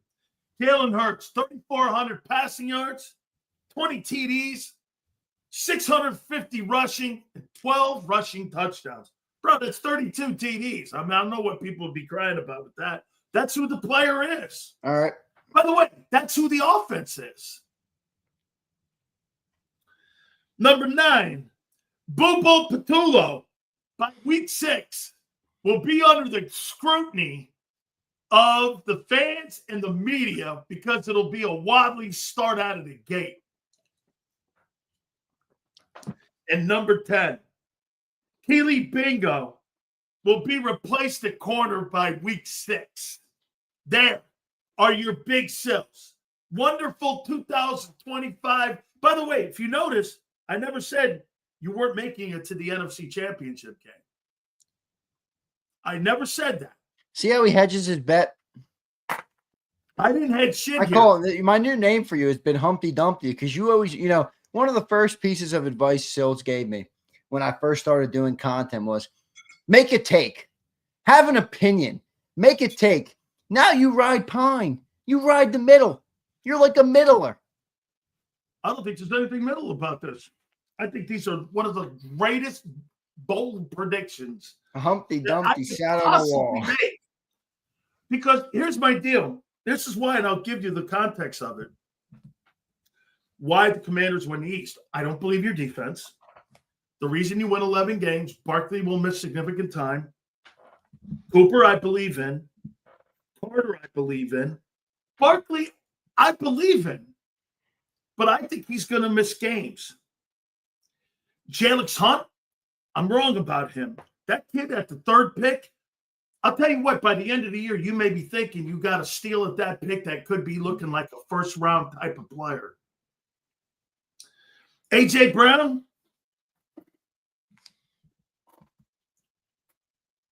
be back to book reading like this. Page 163. Let me know when you want some real predictions. And Bobo Patullo. Let me ask you this. Who do you think was a better coordinator? Kellen Moore or Bobo Patullo? I mean, Patullo who's hasn't the been a coordinator? Kellen Moore or Brian Johnson? Well, Kellen Moore had the success, but I don't necessarily think he. I didn't ask you that. I said, who do you think was a better coordinator? Kellen Moore. Really? Yeah, really. He really brought a lot to the game. Wow. All those. Here you go. Here you go. Fucking parade down Broad Street. What more do you want? Oh, no. Hand the ball off right. Hand the ball off left. What a fabulous offensive coordinator. Here you go. Here you go. It's like a guy giving tickets out at a movie theater. Hey, Superman, he's an immigrant. If you want to sit in the front row, here's the. I mean, here you go. Tickets out at a movie theater. That's what fucking Kellen Moore was. All right. And I got Keely Bingo giving up the job to Adoree Jackson by week 6. That's another shit take. Oh, okay. Because that guy was so instrumental a year ago, and he saw so much playing time. This guy's been so bad on the field that his time is up for free agency at the end of the year. I mean, you got to decide what to fucking do with him at the end of the year. Why has he been on the team so long and not seen any playing time? I don't get it. I'm not buying that guy. Those are the big sills. Wonderful, bold predictions. They weren't very good. They weren't really wonderful. They were kind of crappy. They don't not really aligned with where the team is headed and what they're doing. Yeah. It was kind of a shitty list by you. How in the world are you saying? How do you know where the team is headed with 5 new starters? What do you mean? They've been in the Super Bowl 2 or 3 years. I'm going off what they've done, my friend. You are projecting. I'm going off 5 new names starting. Oh, 5 out of 22, and the Sills wants to burn the fort down. Wait a second. 5 out of 11, not 22. Please, I would love to hear your wonderful, bold predictions for the Eagles. My bold predictions were so damn good in March, I don't got to change much. I got a couple upgrades, though. Let's hear it. Number 1, Jalen Hurts will win the 2025 National Football League's Most Valuable Player Award. That is an upgrade. I had him at finishing top 3, and now I have him winning the NFL's MVP How in can he 2025. win the MVP when he's not even the MVP on his own team? But Who in whose eyes? Yours? no, the NFL's with Barkley. Huh? You're trying to tell me you think that guy played an MVP football over Barkley a year ago? I'm making a bold prediction. Oh, can I make the prediction? Excuse me, please continue, please. You're like Senorita. I mean, it's like my ears are bleeding. Please continue. Look, unapologetic. I got the Book of Revelation. Sileo called me rich because I got a book. It was $4.99 on Amazon.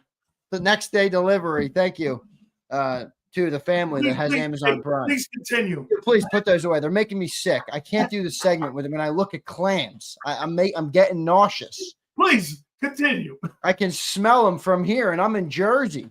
I mean, you got to be kidding me. All right, number 2. Eagles will win the NFC East. Easy prediction. That's not even bold. Maybe shouldn't even be on the list. It's Even almost though nobody's done it in 22 years, but hey, continue. Well, they're going to win the NFC East this year. I'll guarantee it. Take it to the bank. So they're going to break the hex. Eagles will win 13 games in 2025.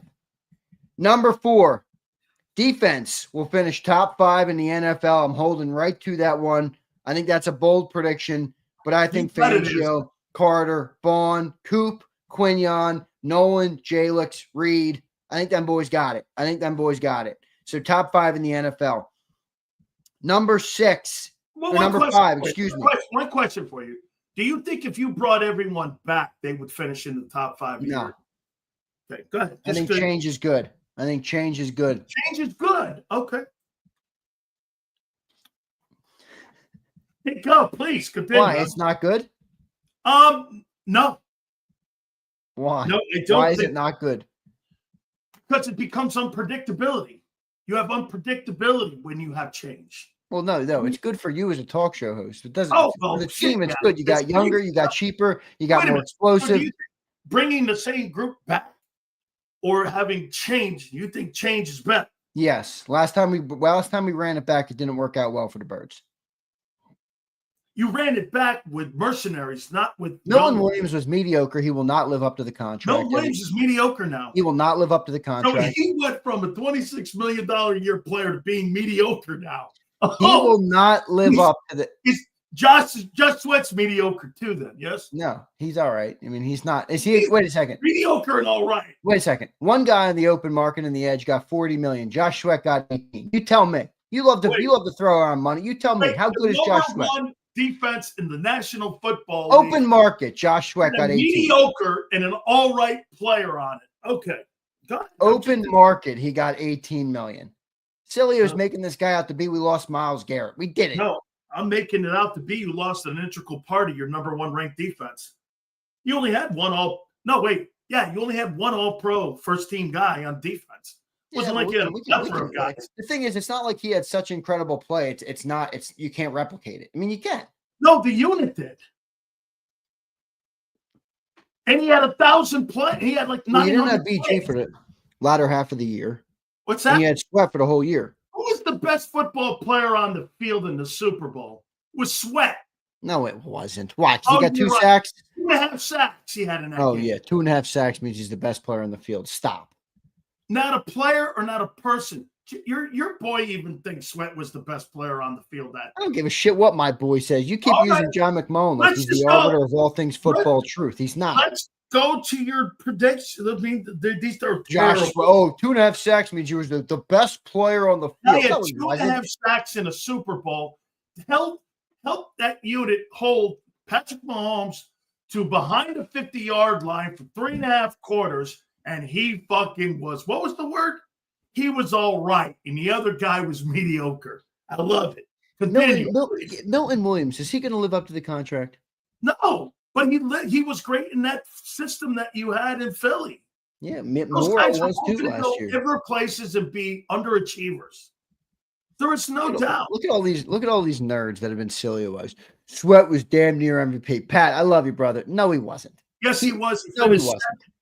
he got almost as many votes as Hurts did. He was not. Screw that. Bro, he wasn't. True. He wasn't. If you wanted to give it to the defense as a whole, which you can't do, I get it. But Josh Sweat was not the MVP of the Super Bowl. Hold on here. I'll show you the guy who even voted for him. He had 40 effing points. Sweat MVP Super Bowl. Where did I get that? Where did I get that from? Super Bowl. Man, these are terrible predictions. By oh yeah, here we go. Oh, silly. Oh my God. Let's see. By the way, our pre-show meeting today was absolutely hilarious. I was laughing for 10 minutes. That was freaking absolute. Dude, you put me in a really great mood. Yeah, it's something we probably shouldn't say on the air, but it was funny conversation. Yeah. Hey, all I can tell you is, my man, I understand a lot of things that you do right now. And I got to give you a lot of love right now, man. I mean, kudos to you. Xander's getting all grown up right now, and he don't want it. 99% of men go through life damn near castrated. I will not do it, Sileo. I will not do it. I understand. Hey, man, you're trying to keep your nuggets. Most men have one nut right now in their life. I get it. Yeah, not me. Not me. Where am I at, by the way? Bullshit predictions. Where am I at? I think you're at 6. Jalen Hurts will throw for 4K, 30 touchdowns in the air, and 10 rushing touchdowns on the ground. Oh my God. He's Lamar. Let me tell you this. I'll make you a prediction. If that guy fucking does that, you will have to start talking about him. We're going to get to the list here in a minute. What do you mean start talking about him? Start. You start talking about him being in the room with those other guys. Maxton, you're silly eyes, Maxton. I can't wait to get to that list. Go ahead. Let me hear your other ones. The funniest part about that prediction is I don't give a shit what Jalen throws for. I just want to win the damn game. I want to be on the parade float again. All right. In the city of brotherly love on Broad Street, broadcasting to the great city of Philadelphia with no Sileo by my side because he ain't flying in. No matter how many plane tickets I buy him. I could get him first class, 2 seats, and he wouldn't. I regret not coming in for that. What? I regret not coming in for that. That looked like a fun time. I do. It was great. It was literally fantastic. Easy Fashizi was there. Yeah, I mean, everybody's like, this isn't happening. It's called bold predictions. You rode pine. You went Humpty Dumpty, sat on the wall, and didn't make anything bold. I'm going bold. Who are you talking to me? Yeah, I'm talking to you. What? The head coach? Wait a minute here. That Jalen Hurts will be normal. That the Commanders win the East. That the Eagles win 11 games. So what's bold? And that the Petula will start the conversation in week 6 on being replaced. Wait, you couldn't even make a take on Petula. Wait, this was his bold prediction on Petula. The offense will start slow and the fans will be mad at him.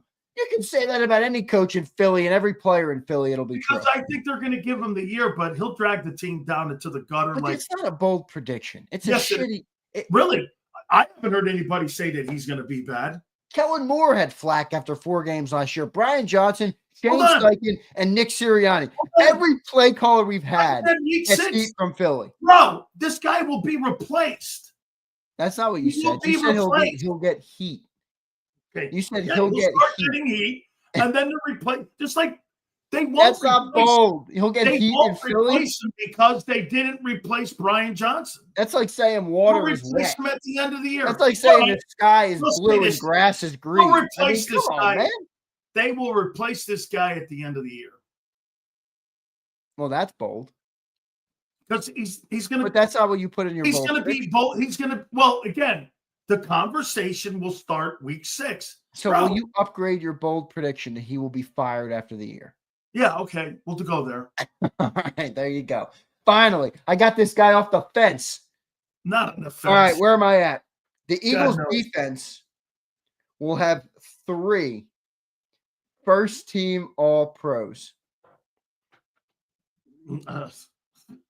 Jalen Carter, Zach Bond. He's going to turn into a pumpkin. And Cooper Shiesty. That's what I got. 3 Eagles defenders making first team. Pro. Joshua Uche Oh, will have God. 6 This is bold. sacks. 6 sacks. 6 sacks. Joshua Uche. From 6 sacks from a trash can. All right. Yeah. The Eagles defense will have 50 sacks this year. 50 sacks. That's more than the Super Bowl team a year ago, right? They had 45 last year. Yeah, 45. No way. No how, no way. Smith won't make the year. Leon, that was just defenders I had all pro. He says, wait, how do you have Jalen winning MVP but not all pro? That was just 3 all pros on defense. On defense. That was a defense. Leon, open the ears, Leon. I love you, brother. I love you, brother. Yeah. But come on. Yeah. All right, where am I at? God knows. This one's not really bold. I still have the Cowboys winning second place in the NFC East over the Communists, who will regress tremendously in year 2 of the Jaden Daniels era. Cowboys won't win 6 games. They will not win 6 games. Well, they're worse than they were a year ago. That's a roster. And just because they added my take is more on the Commanders. How many close games did the Commanders lose last year? They had like 3 wins at the buzzer. They got old. They got slower. I don't really think they improved the roster. They added like a 33-year-old Laramie Tunsil, a 30-year-old Debo Samuel. I don't really think what they did is that impressive. Okay, well, tell me what you did on defense that was that impressive in the offseason by adding players that have never started it down. Hey, dickhead, we're not the one that. Hey, we're not the one that lost 55-20 in the NFC title game. Older, experienced players, and you're telling me you got guys who never even saw the inside of a starting lineup. I love how Sileo compares our 2 rosters like they're the same. We beat the living piss out of them in the NFC title game. Great. Well, you don't have that same ball team. I know, but you're acting like we did things that the Commanders did, and I'm not knocking us for. We're the one who blew their doors off. I didn't say they weren't older, but you added better players and more experienced players in Washington. You took experience and went with youth and had nobody started. You have 5 new starters. Bobby Wagner's like 44 Once again, years guys, old. there's really no debate on 5 new starters who've never started. It's not really 5. It's 4. It's really 5 off the Super Bowl. Well, why? Because of injury? Yeah, they didn't need him. There was no drop off at linebacker when Dean went out. Yeah, but they were fucking dominant the entire postseason. That's not due to. They were completely dominant the entire postseason on defense. You got rid of Sweat and Milton and Slay and CJ. You lost 4 starters. There was no drop off. Burks played his ass off in the Super Bowl. He had like 9 tackles in the game. He had 8 in the NFC title game. Dude, he was great. And Washington's going to break down. I said, after your Super Bowl, you got 5 starters gone off the Super Bowl starting team that stopped and killed Kansas City. Washington will break down. Okay. And get this. Then Philly will be exposed. Okay. Why? What? Okay, they'll break down. You'll be exposed. By who? By youth. What are you doing? Dude, finish up your clams or something, dude. I think those things are getting. No, I got another one here for you. You finished with those? Absolutely. I think I got them all. Let me make sure. Did I give 10? Oh, and number 10, the Philadelphia Eagles will repeat as Super Bowl champions, and Jalen Hurts will win his 2nd Super Bowl MVP. And Big Sills will have to once again bend the knee for Jalen Hurts. Bend the knee, old man. Bend it. I'm sending you a Hurts jersey. No Jerome Brown for you next year. It's Jalen Hurts. And it's going to replace that cowboy helmet up there. We're going to put a Jalen Hurts jersey back there. Let me bring this up now. This is classic. So this is wonderful. Jeremy Fowler. Yeah, not Jeremy Fowler. So like every year there's a list that comes out with NBA general managers and coaches and owners that put out the best players in the NBA. Jeremy Fowler took that from that. I think Brian Windhorst used to do that. So Jeremy Fowler has this list. And here what coaches, executives, I love Xander's take. Well, executives and coaches can be wrong. Really, I get it. Can be wrong. They're wrong more than they're right. They're wrong more than Big Sills is. Okay, get this. They're going to be. Let me tell you, though, I'm not wrong because I'll make a point to you. Oh, yeah. In my 35 years, 1 year, sure. Oh, yeah. I don't have your full track record. I'd like to believe that that's a load of baloney. I promise you this. You're not on the air as long as I am being wrong. I know that. But I tell you what, my 1 year might be better than your entire 35 put together when it comes to predictions. This is chest pump. No way. No how. Oh, my God. This guy had such a great year. He bought himself a vet. Wait a second. You've been shitting on our quarterback since he showed up in Philly. This guy wins a Super Bowl ring, and you want me to what? No, not beat my chest? No. Listen, this ain't my list. What do you got? I'm done my 10, and they're a money 10. Okay, yeah. You know what? I can't wait. By the way, for the record, I will take a picture and post it. I have my predictions here, right there on my screen. And I will make sure that we stay to this and we are 1,000% every single day bringing the fact that we brought these 10 legendary days to you, my good friends in Philly. And we will make sure we hold Big Sills accountable. God forbid I'm right, because that will come down like a thunderbolt off the top rope. Don't miss any time here. So let me move on to this one here. So coaches, executives throughout the great National Football League. This is a bullshit list. Per Jeremy Fowler. Not Big Sills even. No. Look, Elizabeth is very upset at my comment that my 1 year has been better than your 35 or whatever it is, 45 for crying out loud. Hey, okay. Everyone's turning on Big Sills these days. It's okay. Here, check it out here. Here's the 10 quarterbacks that the National Football League coaches and executives have on their list. Number 1. Patrick Mahomes. All right. 5 Super Bowls, 3 wins, 3 MVPs. Every year he's played and started, he's been in the AFC Championship game.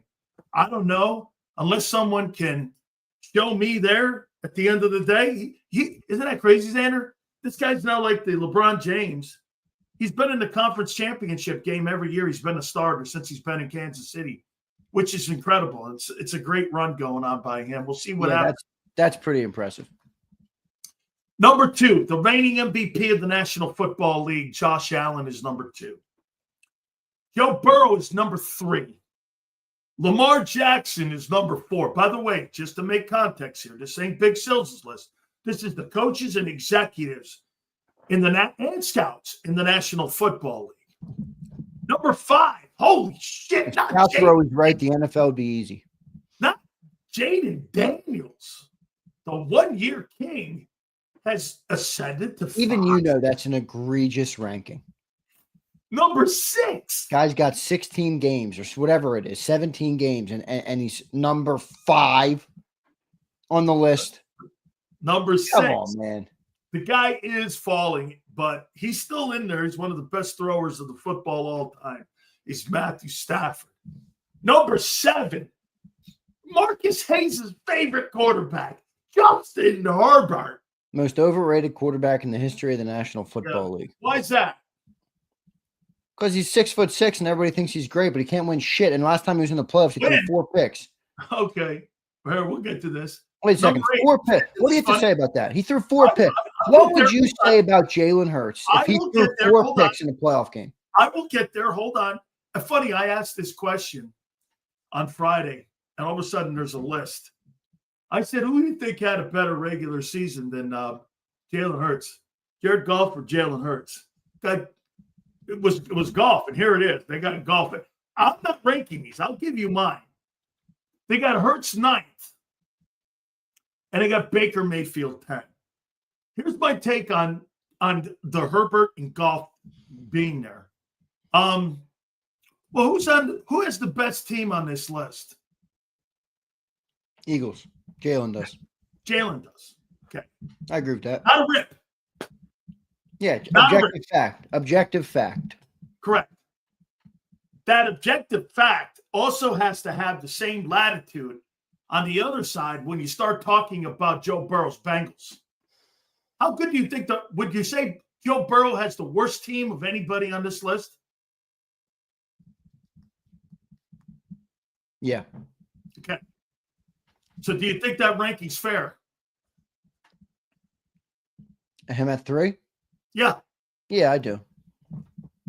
If you took Josh Allen off that Buffalo Bills team, how good do you think the Bills would be? Not very good. Okay. So would we not say that Josh Allen probably has the second worst team? You think the Bills are worse than the Bucs or the Rams? Yes, I do. I think they are too. What Because I about think the Rams could be the second best team in the league. the Chargers? I'll get to them because this is where the 7, 8, and 9 are freaky for me too. Would we not say, would you look at that Kansas City roster and go like this? Again, folks, I am using your Jalen Hurts best roster by not penalizing Hurts, but I'm also putting it into context. Would you not say that Patrick Mahomes probably has the 4th or 5th worst team as a team that's on that list of any quarterback? When you're talking rosters. What is it? Jalen is the best team? Jalen has the best team. And I went, well, okay, let's go this way. Burrow probably has the worst team on this list. Allen has the second worst team.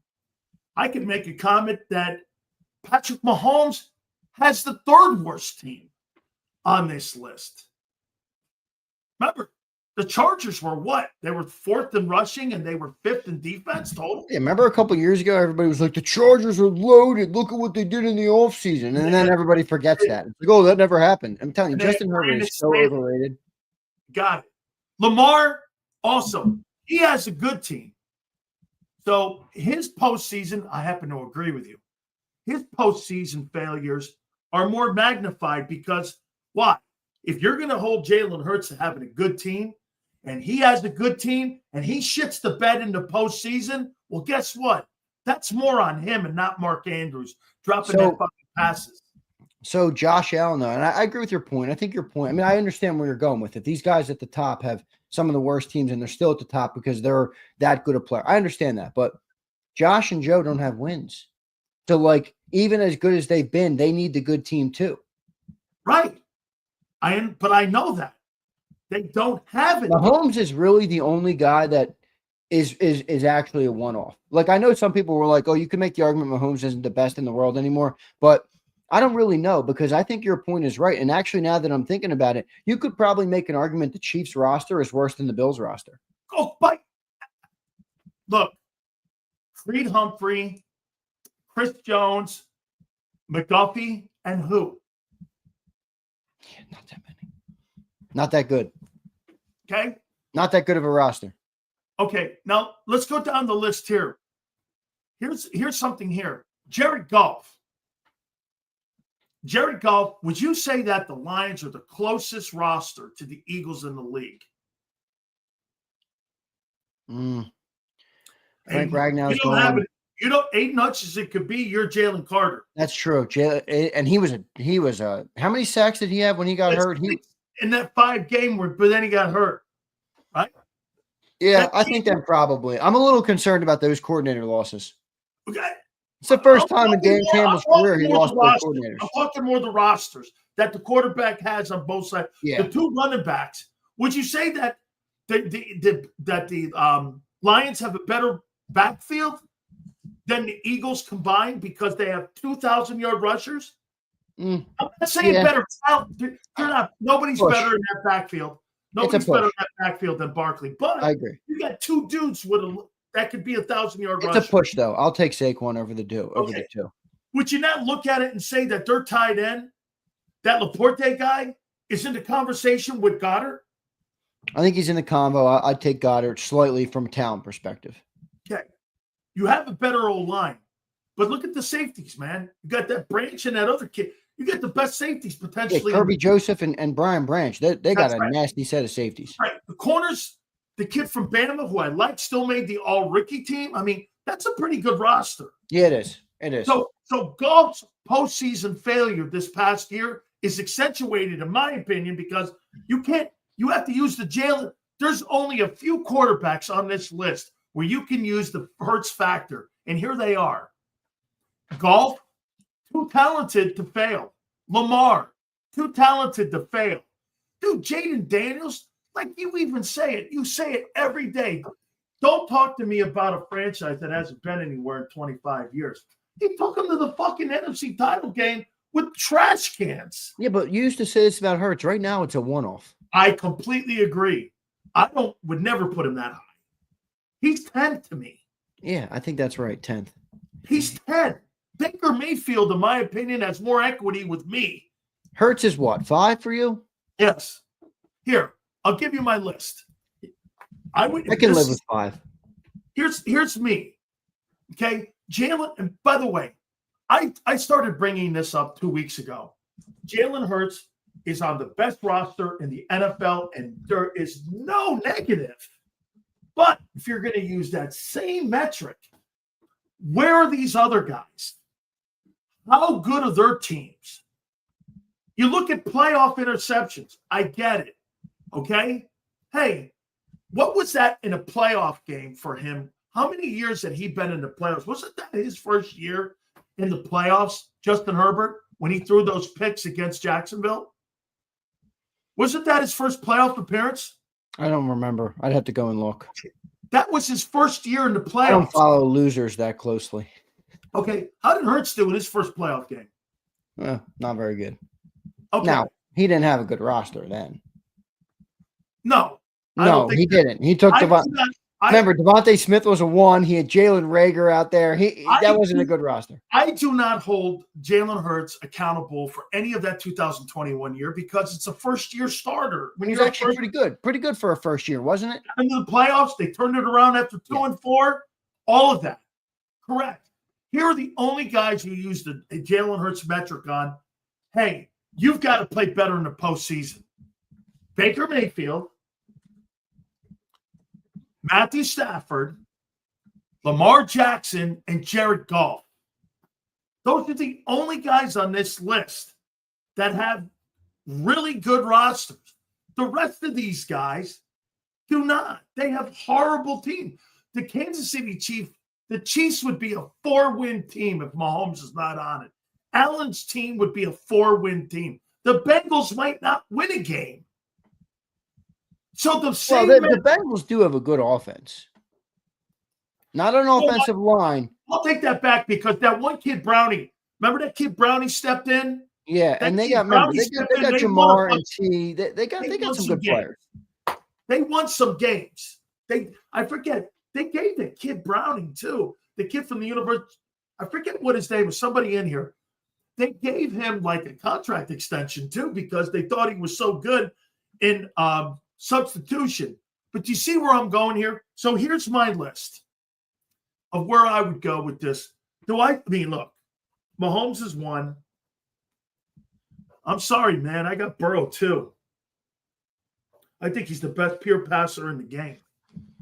I've got Allen 3. I've got Stafford 4.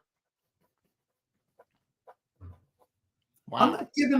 I'm not. Here's why. Dude, Lamar's got a good fucking team, man. Stafford 4, though? Yeah. Okay. Let me ask you this. Of all the teams that gave the Philadelphia Eagles the closest game to make it to the Super Bowl a year ago, who was the one team that gave the Eagles the biggest fight? It was the Rams. It was Stafford. You know what? They got blown out at SoFi, right? Yeah. Did they not come back the following game and play better? They did, but don't forget that blowout at SoFi. I don't. But I tell you what you don't want to see is 2 blowouts in a row. And you go, They almost ran him off the TV screen. That was a primetime game, too. Yeah, well, they almost ran you into the offseason. Oh, well, they did it. Almost doesn't cut it. Oh, see? Okay. Almost. Oh, almost. I almost got the job done. Almost. Almost doesn't count. I got Hurts 5. 6. I'm gonna put Lamar there. Too good a team, dude. I've got Mayfield 7. Hurts is better than Stafford right now, at this point in his career.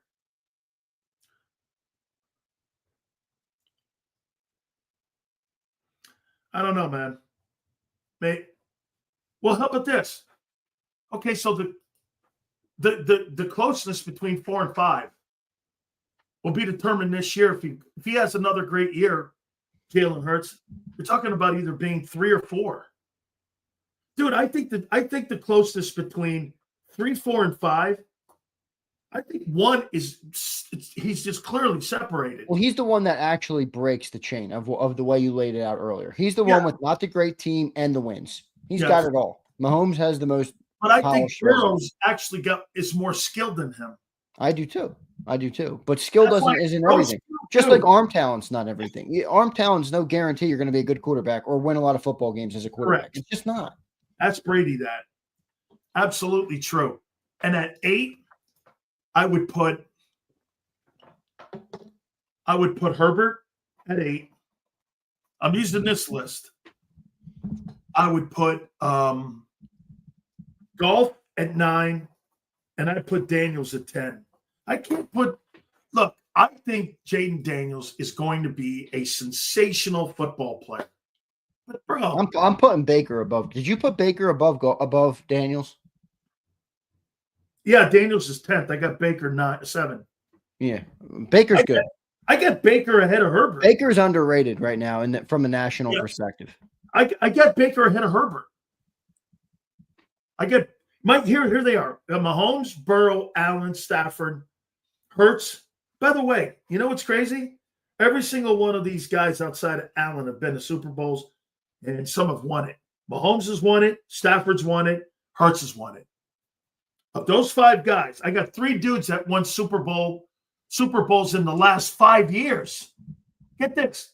Actually, in the last 4 years, Xander, 3 of my quarterbacks in my top 5 have won Super Bowls. Yeah, that's pretty impressive. One has been there in Burrow. The rest of them, I think it's Lamar. Lamar has no excuse. It's tough to criticize Burrow, honestly. It really is. I mean, I'm not going to give him a complete hall pass, but that's an awful organization. It almost sucks as a fan of football that's where he plays. Don't you think that Lamar's falling with people's here? You know, I don't know. I think some people's, but I don't think. I don't think overall. As a pure skill-setted player, you're amazed. But if you're going to be fair to Hurts in this conversation and say that he's better than Jalen, can you just go like this? He's so gifted and he's so talented. He's so much better than Jalen as a player. But then you turn around and go, well, fuck, both these guys are on good teams, man. He's not on a – you got fucking Derrick Henry in the backfield, bro. I know. I mean, you got Mark Andrews, who's right in the conversation with the top 5 tight ends. Yeah. Your secondary now this year could be arguably one of the best secondaries in all football. Loaded. I mean, their defensive front 7 is going to be very good this year. He's got no – I'll tell you what, Xander, if he fails this year on winning the Super Bowl, dude, he's got to start going – you've got to start doing this. You give Dak Prescott all that shit over in Dallas. Well, dude, you got a team too. Where are you going? This is the problem with scout nerds, though. They only can look at the things that meet the eye.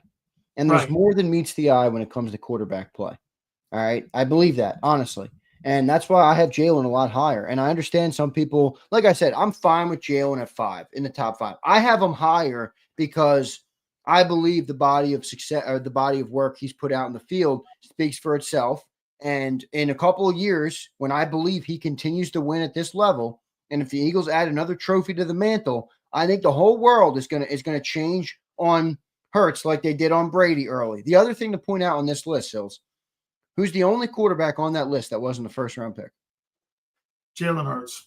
Only quarterback. So you're talking about execs, scouts, and coaches, all guys that have egos, all guys that have jobs that are quantified by their success in drafting, and they, for whatever reason, don't want to give Jalen that nod yet. Now, again, you can say it's a team. You can say it's all those things. I'm not of the belief that you can take any quarterback, plug him into Philly, and you have the success that he's had. I just don't believe that. I believe he has a huge impact on the success of the team, even with the great roster. So I have him a lot higher on my list than most do.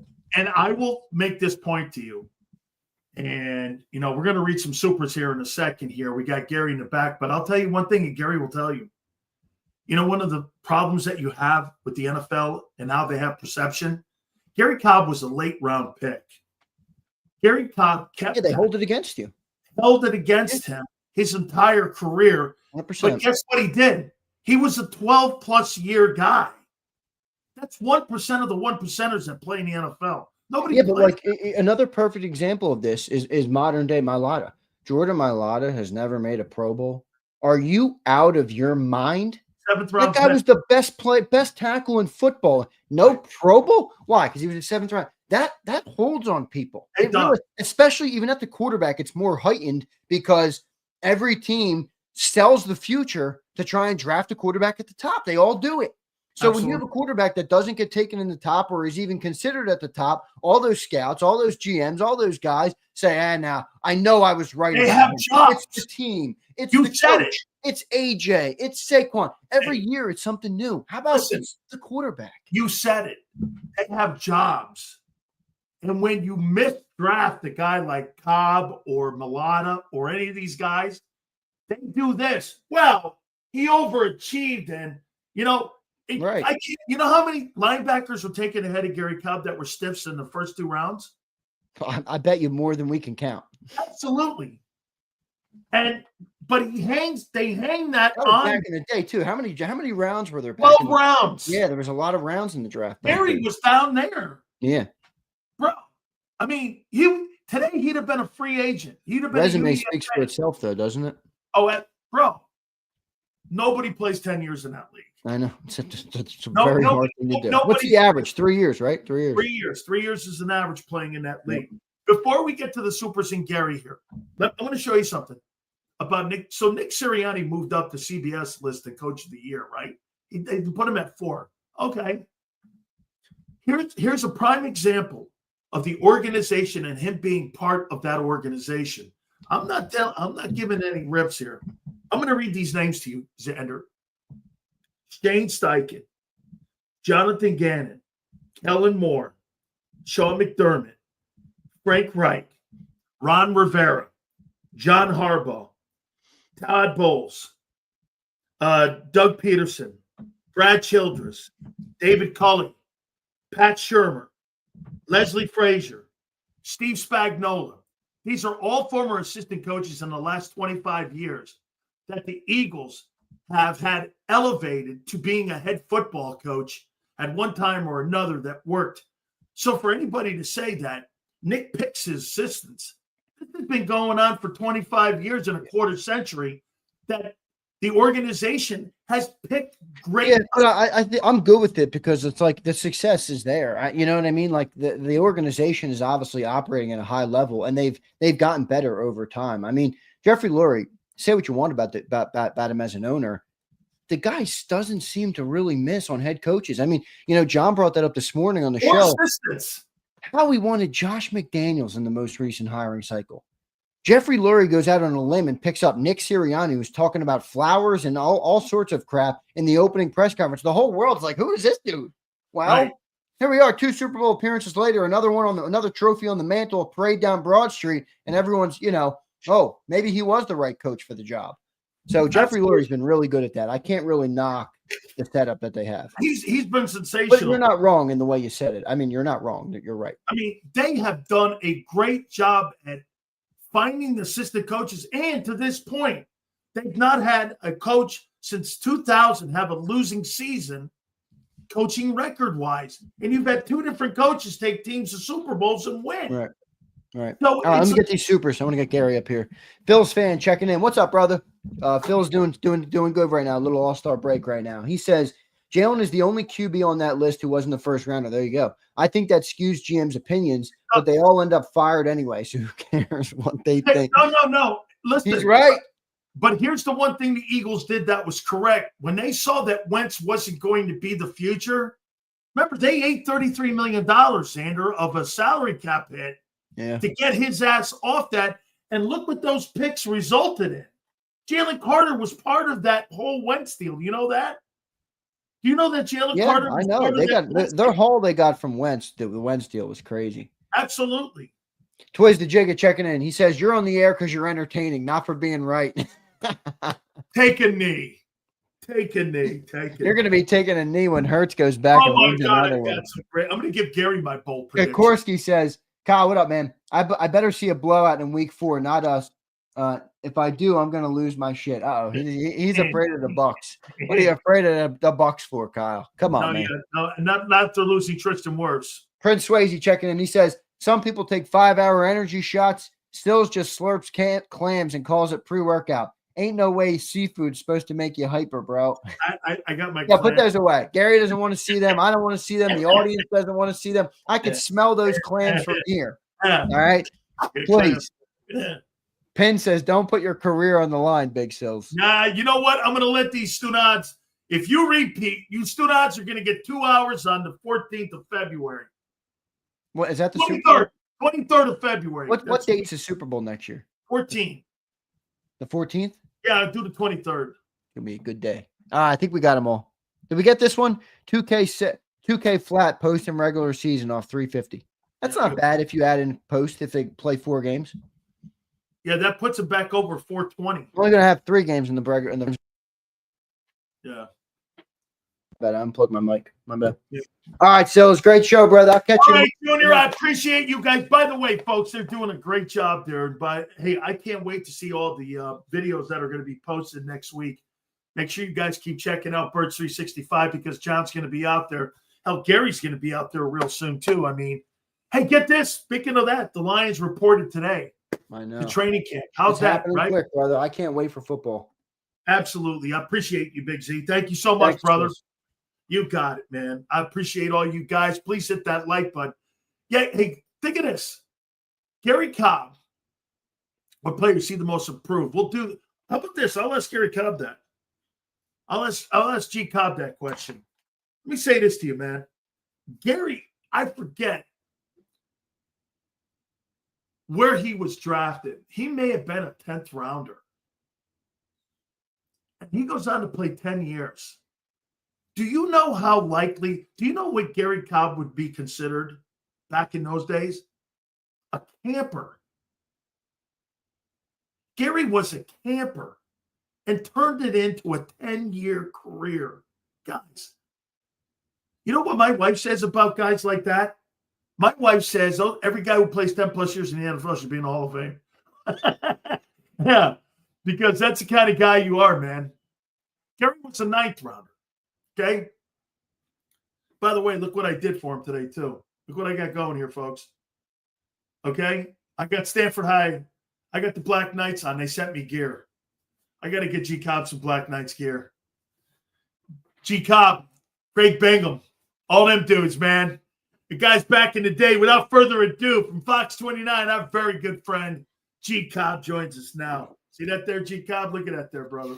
Yeah, I see. I was, I was up there earlier in the week, last week, with Coach Allswinger, Herm Allswinger. He was our basketball coach. He's got a big camp up there, Long Ridge day camp. Yeah, up there at Stanford. Yeah, so so I went up there to talk to the kids for him. You ever go up to the Italian Center? You ever go up to the Italian Center? Oh yeah. Well, I got in fact, we're supposed to have a 50th anniversary at the Italian Center in September. Oh my God, that's fantastic! I mean, that shows you how many years, man. 50 years, getting near 70. Hey, man, listen, I used to go up there and swim. They used to drop me off that big old swimming pool they got up there. I used to go up there and swim, hang out in the back. Man, there were so many great things. My folks would drop me off up there. And, God, there were so many good times there. Gary, I gotta throw this at you here. So you tell me. So today, CBS, they put Nick Sirianni 4th on their list for the top coaches in the NFL. But I want to ask you this here. So I just read that list of names off.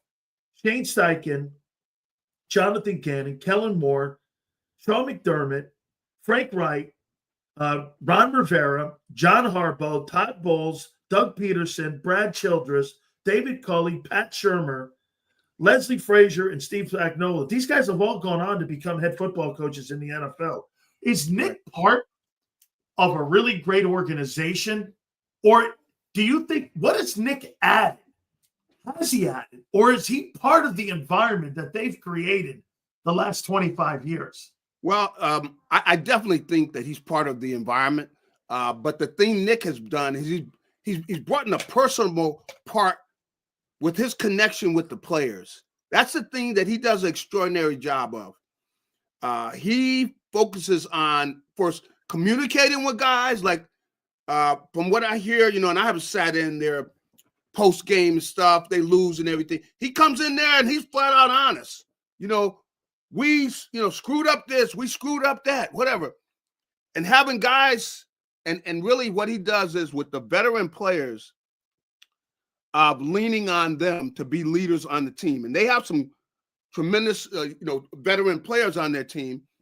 And he gives them a lot of power to, hey, if they got to chew out this kid, they're going to give it to the kid, where you got, let's say, one of the offensive linemen, which they mainly got veterans on the offensive line, but different parts of the team on the defensive side to where they're going to communicate. If you didn't do your job, you're going to know it. You're going to clearly know. But at the same time, he promotes a tight teams, that we sacrifice for each other.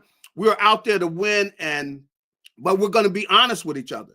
So he's saying, hey, if we are horrible, we don't play well, you're going to hear it. We're not going to be mincing words. At the same time, I want to hear, what can we do to get better? He wants to know from the players. You got an idea. What can we do to get better? So the players have a lot of power on the team, but at the same time, he's not pulling any, he's not playing games. If you're not doing your job, you're going to know it, and you're going to know it fast. I heard, Gary, he does this. During team film, people don't realize Monday you come in, you watch the game as a team, then you break down with your individual groups and you go over what you guys do when you get in on Tuesday. Now, I'm assuming there's still Tuesday Players' Day off. So you watch the game Monday, you do some workout. Tuesday you're off. Wednesday you come back and you start prepping for what you're going to see. Monday you may see a little bit of that. Then you get ready for the next opponent on Wednesday. All that being said, I heard they call people out. Is this true? They call people out during team film, and your name will be on the board for good and bad and what not to do. And it's not just being called out. It's more so that, hey, we want you to get better, and we want you to see what you're doing that's maybe not what we're looking for. And examples of what we're doing. That have you heard? Is that what they do when they're in those meetings? Well, it does that, and sometimes it goes even further to another meeting, where you got the coach, you got the assistant coach that's over you, you got Nick in there, and they're sitting there going, hey, what's going on with you? Hey, you see what you're doing here? We got to get better than this, and they're very open about it, but they want to hear from the guy, hey, if we're not coaching you right, anything you don't understand, they give the player a chance to respond. But the big thing is, look, let's be honest with you. Look, if we don't get production here, there's going to be a change. There's going to be something we need to know from you. Are we giving you everything you need to do the job and everything? So they want to know what you're seeing, right? They want to know what you're seeing. And what you've heard. Did we tell you this the right way? What do you understand that we're saying to you? They want that communication coming back, especially their veteran players. They want to know, like they meet with, let's say, 4 or 5 of the captains on the team. They're in there. Hey, Nick, hey, asking them, how did I do my job this week? You know, I'm trying to express, you know, did it come through clear to you guys? You know, what do you think? We lost this game or whatever. What do you think went wrong this week? You know, are we doing our jobs the right way? See, and so now, you know, a lot of coaches they're not going to do that. That hasn't been a regular thing in the NFL where you got a coach asking them, you know, their top players, hey, what kind of job am I doing? You know, see, Nick does that. That's why you got guys, you know, you see the leading guys on the team, they support Nick because, look, the guy's not trying to be no phony sitting up there like I'm in charge of everything. I know everything. No. What do you guys think I can do? What do you think we need to do to get better? You know, Gary, do you think he's a good coach?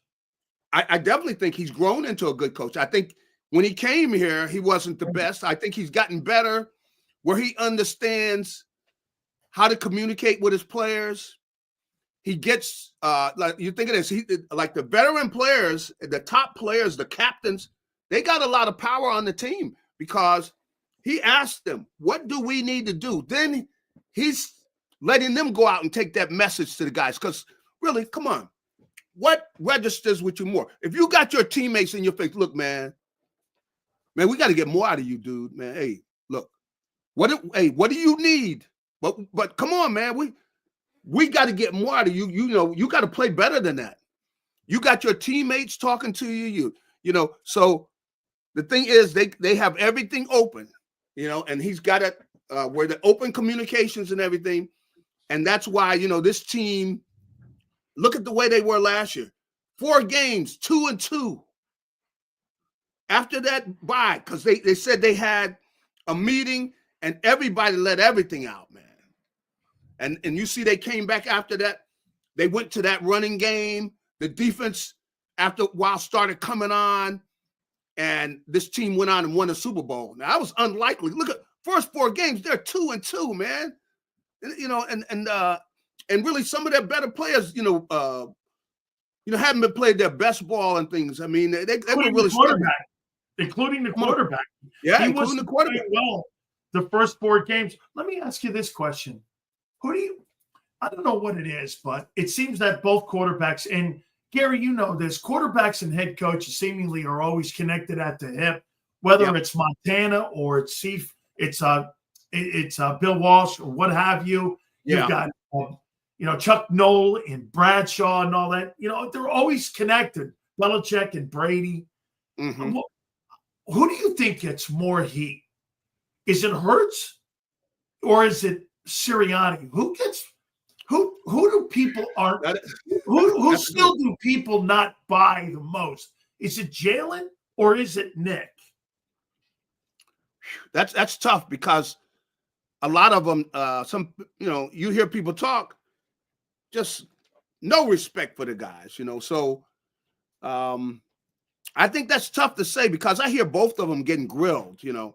And I think, you know, what I was talking about with regards to Nick, you know, people don't know what he's doing in the locker room and the communication. In fact, he's got this close relationship with his players to where they go out there and fight for him, see?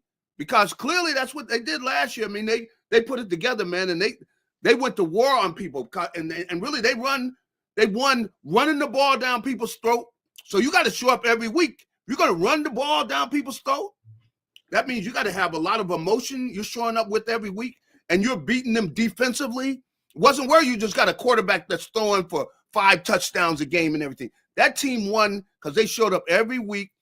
So I definitely think, you know, that's the argument for Nick, meaning like Nick is emotionally attached to his players, you know, and he gets a response out of them, and they fight for him.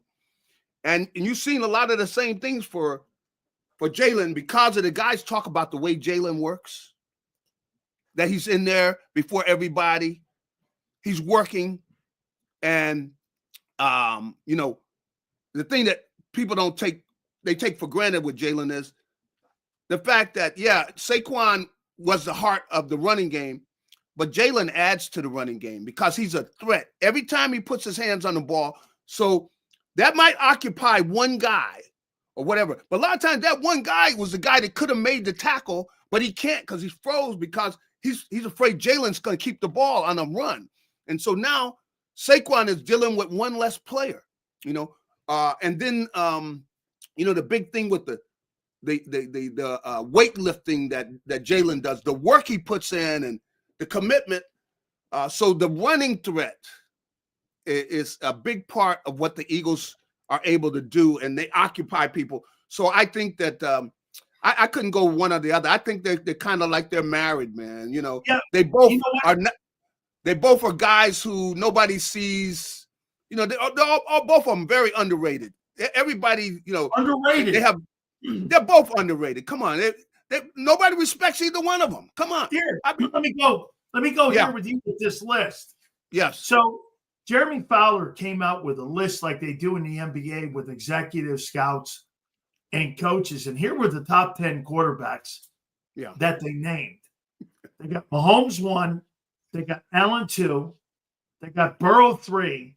They've got Lamar Jackson 4. They got Jaden Daniels after 1 year 5. Mm-hmm. They got Matthew Stafford 6. They got Justin Herbert 7. Yeah. They got Jared Goff 8. They got Jalen Hurts 9. Mm-hmm. And they got Baker Mayfield 10.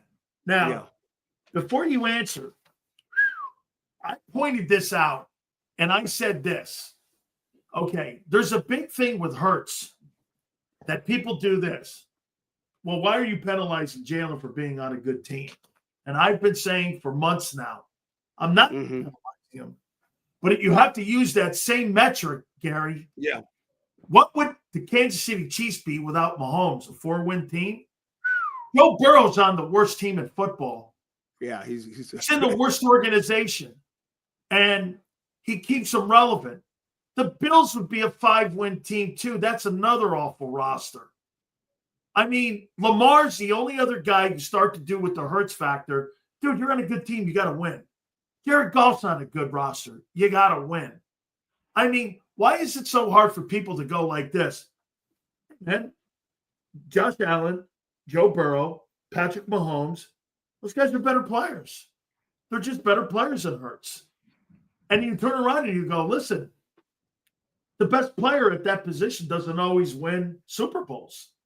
We've had that in our career. You know that, Gary. I mean, Dan Marino. Are we going to sit here and really go like this? Here's the best example. Terry Bradshaw's never, ever considered the greatest quarterback of all time. He's won 4 Super Bowls. Yeah, you're right. What's the metric there with him? I mean, isn't he falling in the same Jalen Hurts? Well, he won. I mean, you can't tell me another quarterback who won more than Terry Bradshaw, right? Yeah. I mean, that guy won 100 ball games. Right? Okay, the thing you're doing, though, is, things you're talking about. You talk about Bradshaw, so you're talking about winning, see? Now, early in his career, they would take the ball out of his hands, and they're going, look, we're running the ball. As he went through his career, like the last 2, they did it on his arm. He's throwing the ball and everything. They always had, outstanding defense in there. But the big thing with Terry Bradshaw, now in those early years, sometimes he'd take off, he'd make a big play with his legs. Sometimes he'd make a big play with his arm, because he was great at throwing that deep ball, even when he was young, see? And the thing you got to give a guy credit is, look, you got to take care of the football or you're not winning in the NFL. You're not winning those big games like that. So, he was doing that. And Bradshaw always was a competitor, and he made the plays he needed to make for them to win. So, but the stats weren't dazzling stats, Right. But it's all about winning. And see, that's where Jalen is. See, it's all about winning with him. And it's not easy. Come on, because a lot of guys, all they're looking for is stats. I've been about quarterbacks who all they care about is they're looking at their stats. Look, man, we need to win. We don't care if you threw for 300 yards if we didn't win the game. So making plays, and this is where Jalen is, I think, along with some of those other guys that you just mentioned. You mentioned a Bradshaw and guys that made clutch plays. Look at Jalen in the 2 Super Bowls he's played in. There are very few quarterbacks in the history of the game that have played better in the Super Bowl than Jalen has. In the 2 games he's played, he's had outstanding games in both of those games against good defenses, against, the Steve Spagnuolo. He's played well. So that's something that I got to give him credit. Is the guy finds a way to win. I mean, but no, isn't he more in this room? Yeah. I mean, look at Aikman, look at Bradshaw, Yeah. and then look at a guy like Bob Greasy. Let's use him for an instance. Greasy never had outstanding numbers because he had Zonka, Morris, and Kick, and a great defense. And he won 3 AFC championships in a row, 2 Super Bowls in a row, and one team was undefeated. But did he have the glaring numbers, or was he the talent at Marino? Aren't we talking more about accomplishments more than talent? Gary, you know this. There's so many more talented players that play in the league that aren't as accomplished because they're just not on good teams. I mean, you're sometimes a creature of circumstances on where you're drafted. I mean, some guys are just on a back. Look at Derek Thomas. Derek Thomas was on a Kansas City Chiefs team. Would somebody tell me that he's not one of the greatest pass rushers of all time because he didn't win? I mean, don't you think Jalen is in that? And he's really in a great and it's not a rip. He's just in a great organization because I showed you all the coaches that have gone through the ranks, how they have won. I mean, when I look at him and Joe Burrow, he's nowhere near Joe Burrow as a quarterback. But Jalen wins more because he's got a great team. Burrow's in the worst organization potentially in all of pro football. Mm-hmm. How can you use one metric for one guy and then take that away from the other guy by doing this? Hurts has got a great roster. He's and I'm not even saying he's not a good player. I'm saying he's a really good player on a really good team. Burrow's a fantastic player in the worst organization in pro football. That's right. Now, some of these guys, I mean, I agree. You know, the thing is you see, okay, now Troy Aikman, you know, Troy had been a teammate of mine. Okay, now Troy, stats-wise, you could go after him stats-wise and criticize him, say, no, he doesn't belong in the hall and all. You can say, but come on, look how much he won. Yeah. See?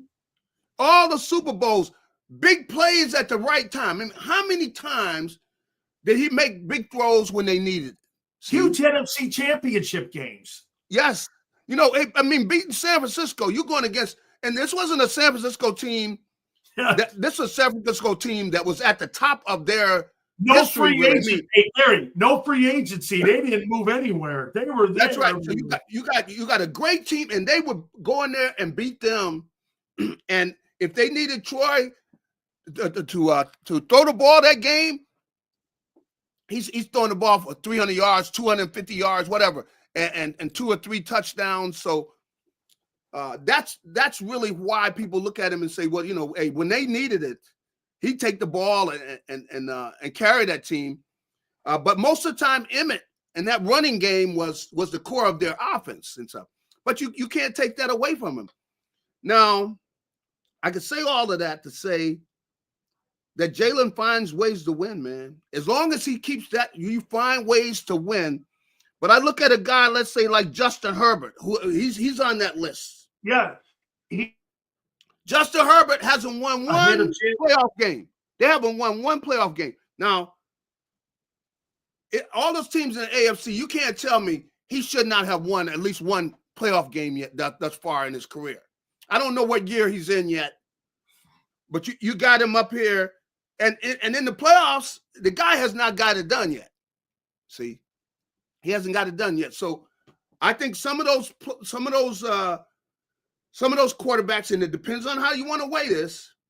Clearly, somebody like Troy Aikman is in the Hall of Fame for the way he played in those playoffs, for the way he played in the Super Bowl. Let me ask you this about Herbert. Don't you think the Chargers, I mean, the Chargers are the Spanos family, and do you think that they really helped Dan Fouts or Phillip Rivers? They didn't really ever really help those guys either have consistent winning. I think it's got a lot to do more with the guys upstairs. That's Justin Herbert's first playoff appearance. I mean, Jalen Hurts got destroyed in his first playoff appearance.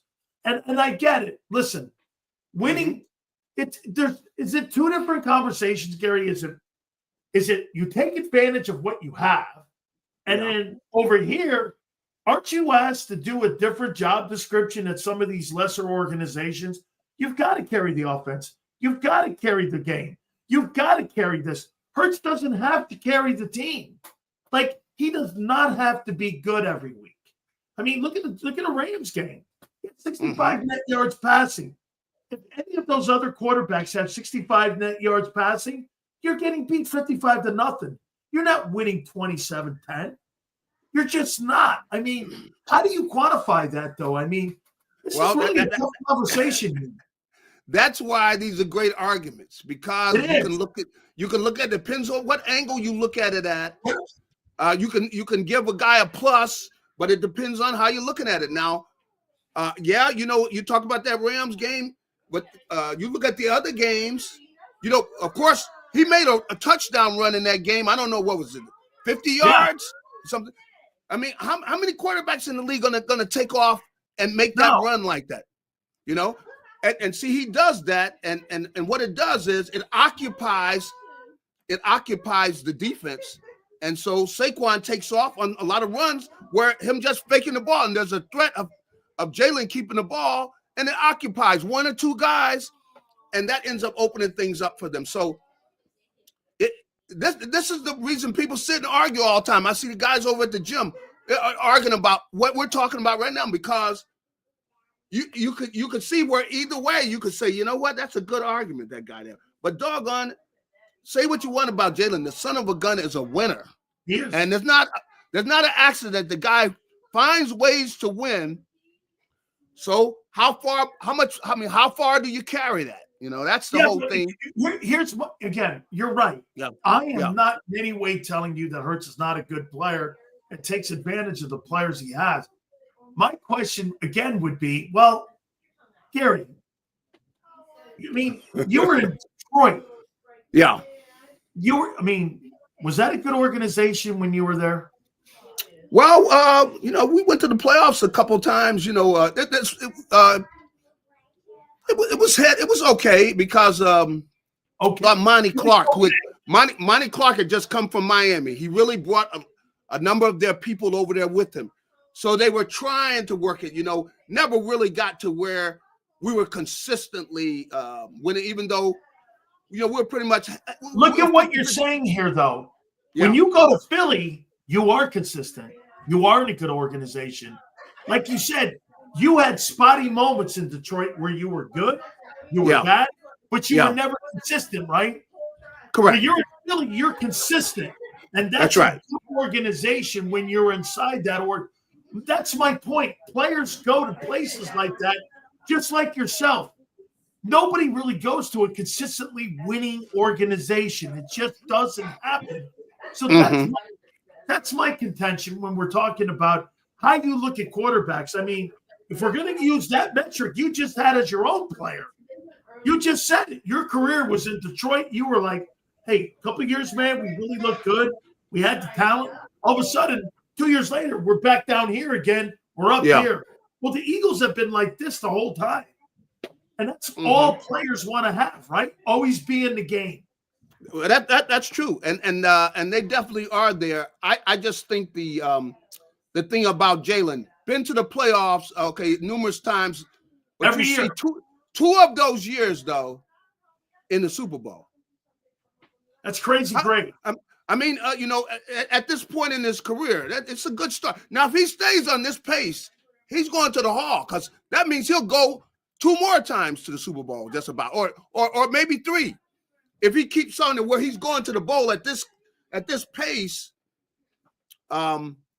so you win 2 Super Bowls. You're in a different conversation. So that's what's going to be interesting. And if you put a guy in the Hall, I think that that says a lot. If a guy goes to the Hall, Hey, how about this, Gary? If you had to win a ball game, would you take Eli Manning or Jalen Hurts? That's good, but I would take Jalen. I think he brings more to you because of that run threat. I think he makes the Eagles running game better because of the run threat he is. Now he's still got things to prove because, you know, at times, you know, you do get frustrated with that passing game. You're going, hey, we got more than this in our passing game. Look at the guys we got to throw the ball to. We got to be doing more there. And so, you know, that's the argument with Jalen. See, you know, he's saying, you know, he should be doing more. And that's why it's going to be fun. You're going to have some guy sitting over there ready to blast him this year. Then you got some guys over there ready to say, see, look, you can get a man his respect. And I don't know, you know, if he wins another Super Bowl, I guess that's going to back people off of him. But he's the kind of quarterback where there's going to always be arguments about him because, you know, he frustrates you sometimes. Then you're going, see, look at what he does, you know. But you know, it's going to be argument about Jalen for a while. You know, we'll see. I mean, if they go to the bowl again, you know. Oh yeah, listen, I have 10 predictions. Oh, okay. We'll go quick here. But I'm going to. Are they for this year, huh? For this year. Okay, here's what I have. I have my bold predictions. I've got the Commanders winning the NFC East because no team has done it in 23 years. Has won back-to-back NFC East. And they've made some good changes too. You see, they've added some people and things with Commanders. So we'll see. Yep. Okay. 2, I get the Eagles winning 11 games. Number 3, I got Cooper DeJean making All-Pro. I got Jalen Carter All-Pro. Okay. Number 5, I got Saquon Barkley rushing between 1,500 and 1,650 yards this year. Off a 2K year. I've got Jalen Hunt with more sacks than Nolan Smith. Ooh. Number 7. Who am I, Gary? Gary, who am I? Look. Oh, boy. We'll talk about it. I got A.J. Brown. Yeah. I got A.J. Brown with less than 1,100 yards receiving. Not a happy camper. I've got Jalen Hurts. Yeah. With 3,400 passing yards, 20 passing TDs, 650 rushing, and 12 rushing touchdowns. That's 32 TDs. I mean, I don't know. I've got Bobo Patullo. That's what Angelo Cataldi calls Kevin Patullo. Bobo Patullo. Yeah. He can be replaced at the end of the year for not being a good coordinator. Not good. Oh, that won't be good. That right there would not be a good thing for the whole team. That means that they feel like they underachieved, you know. Finally, finally, I got Keely Ringo, excuse me. Mm-hmm. I got him being replaced in week 6 by Adoree Jackson. Not good. Not good. That's not good. That means big plays. You got a corner that's not playing well. That's touchdowns and that's big plays and things. That's not good. Well, here's why I say that you're going to struggle this year. I think they're going to a bit. You tell me. 5 new starting people that have never started before. You tell me, is that too high volume? You know, people are going like this. There's 22 guys. Well, I'm talking about half that. I'm talking about the 11 dudes. Yeah. An 11-man roster of starting defensive players. You're starting 5 new guys off the Super Bowl starting roster. Do you think that's too many? I tell you, it's a lot. You know, and I think it's at some key positions defensively. You know, and if you know, and if they don't shine defensively, that puts more pressure on the offense. Yeah, you know, you know, with what you have, you know, the different predictions you have here, I see a team, you know, that's going into the playoffs, but they're not zooming into the playoffs, and that's shaky. Don't you agree? They could be better at the end of the year they could look like a 9-win team at the beginning of the year because of the defense. But, Gary, they could get better and look like a 13-win team in November. Yeah, they could. Not the best record because, again, that defense, how about this? You can, whatever you want to say. You've got 5 question marks at linebacker, safety, corner, and the 2 D linemen. Yeah, that's a lot. I mean, don't you think Josh Sweat and Milton Williams, they're just not average dudes, were they to you? Yeah, I thought they, they didn't play that way all the time, but I thought when the season was over, which really, you're talking about last year, they were playing at a top level, maybe, even to a level near all-pro type level play that you were getting out of those guys because that's why the team came on, because the defense was shining and was dominant at the end of the season. And that's why that team, went on and won the Super Bowl, is because the defense was playing dominant football, so those guys were playing, up near a Pro Bowl level of play. Now, are they going to be able to do it at where the teams they went to? We don't know. But we know that they were doing this last year through the end of the season and into the playoffs. The defense was playing. You had guys playing at Pro Bowl level, numerous of them, and some of them they lost. Gary, do you think this, though, finally here, don't you think this guy brings a great point up here? Is it easier to replace in a zone defense than in a man defense? Do you think that you got guys that are going to play center field and 10 yards off the ball and 2-eye safety? Don't you think it's more it's easier to have a plug-and-play guy in a zone-style defense than it is? I mean, Gary, it's got to be easier to find. You tell me. Don't you think it's easier to find a zone corner than it is a man corner? Without a doubt. I definitely think it is. And that's why I think what Coach Vic does is definitely, it's easier because he takes the pressure off the defense, because a lot of times he's in it too deep. He's not giving up those big plays. He's, now, he will, he's talked about being more aggressive at times, but he's got to have the confidence in those corners to be able to do that. And he has no problem with, making sure he doesn't give up a big play. You kick a field goal, maybe you kick a few field goals, but he's not giving up that big play. And he's not interested in giving up big plays. He's not going to just live in man-to-man where you got all kind of chances to get big plays. So that's what he believes in. He believes in making sure you work for everything you get, but he's not giving you easy stuff, big plays down the field like that. So we'll see what he does this year and see if some of those young guys, if they can give him a pass rush, because if they could give him a pass rush and he's playing, where he's not giving up those big plays, then the Eagles are going to get a chance to turn the football over on people. And if they turn the football over on you with that offense, they'll win more than 11 games if they can do that. But if they can't do that, then they could wind up where they win 11 games this year, and they struggle at times. So we'll see what happens. Do you believe he's a better coordinator than Jim Johnson? Man, that's well, I tell you what, I wouldn't say, I really thought a lot of Jim Johnson, but with the job he did last year, he's been here. How many years has he been the defensive coordinator here? 1 year, right? Yeah. I have to give him the nod. I mean, how can you do better than last year?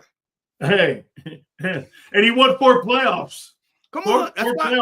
And look what he did to Mahomes. Yeah, look what he did to Mahomes. Look what he did to the Commanders that second game. Come on, look at the title game. He made them look like a joke. How many turnovers did they force in those big games like that?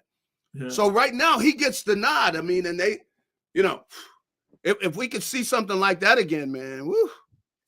But that was last year. That was last year. You don't get any credit for last year. They erase everything. Everything starts out at 0 again now. And that's the fun of it. But, man, I want to see what kind of defense they're going to have, man. All of these That's the thing is, how good are they going to be defensively with all these new kids? That's right. No, hey, Gary, in closing, I got to tell you, man, I don't have it here. I left it downstairs. Wow. But do you remember a guy by the name of Tim McGee, who used to be the athletic director at USC? Mm-hmm. And so that guy called me in high school when I was in high school. And, you know, I took a recruiting trip out there to Southern Cal. Oh, did you? Okay. I go, yeah, man, I don't want to go that far because my grandpa, he goes, you know, Gary Cobb came here. And I go, it's the only reason I'm taking a recruiting trip. Okay. I mean, it's the only reason I took a recruiting trip was because Tim McGee was supposedly a great college player. I guess he won like the Outland or something like that. Yeah. Mm-hmm. And he ran that program. And I found that letter. I'm going to take a picture and send it to you because, again, it would have been you, me, and Valentine would have gone to Southern Cal. I just said, I don't know, man. I was too homesick, man. I don't know why you ran out there. I tell you what, I don't know how you got out there. Hey, what they would do is they would wait till it was snowing back in Connecticut. And they say, hey, no, this is what they did.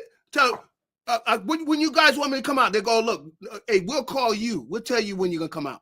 So they wait till it's snowing, and then I get the ring. Hey, you can head to the airport. Yeah, go out there tomorrow. You can get out of there. I hear snowing back there. Okay, boom. You get off the plane, man. Gary, could you have went to Penn State? Yeah, I could have gone to Penn State. Yeah, I could have. Yeah. Yeah. But of course, yeah.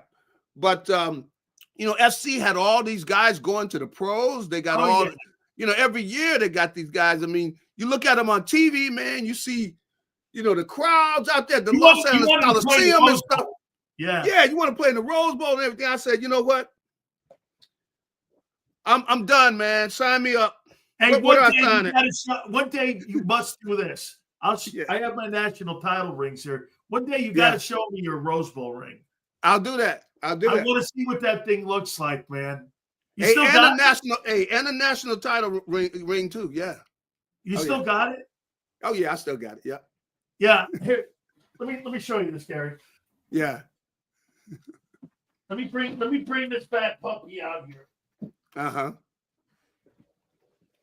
So I keep it in my cigar box here. Yeah. Okay, so I'll show you something here. Okay, so not that one here. So this right here is the Orange Bowl and the national championship. Yeah, I see. Yeah, that's the national championship. You can see it's made by the same company. Yeah, Johnston's. Yeah, that made ours. Yeah, yeah. And here's the other one, national champion. Yeah, those are nice, man. Yeah, I got two of these bad puppies. Yeah, and I got my NFL alumni ring. Yeah, it's nice, man. Yeah, so I got to see that Rose Bowl ring of yours, though, man. Yeah. Next time you're on, man, I want to see that thing. Yeah. Do you ever wear it? He'll wait just a second. Okay, get it. Oh my God, I want to see this thing. Because if I'm not mistaken, Munoz was on that team. Yeah, I don't have those right here, but I have a little thing that I got, little complimentary of the Eagles thing, man. This is the Eagles. Oh wow! This is Eagles Super Bowl thing.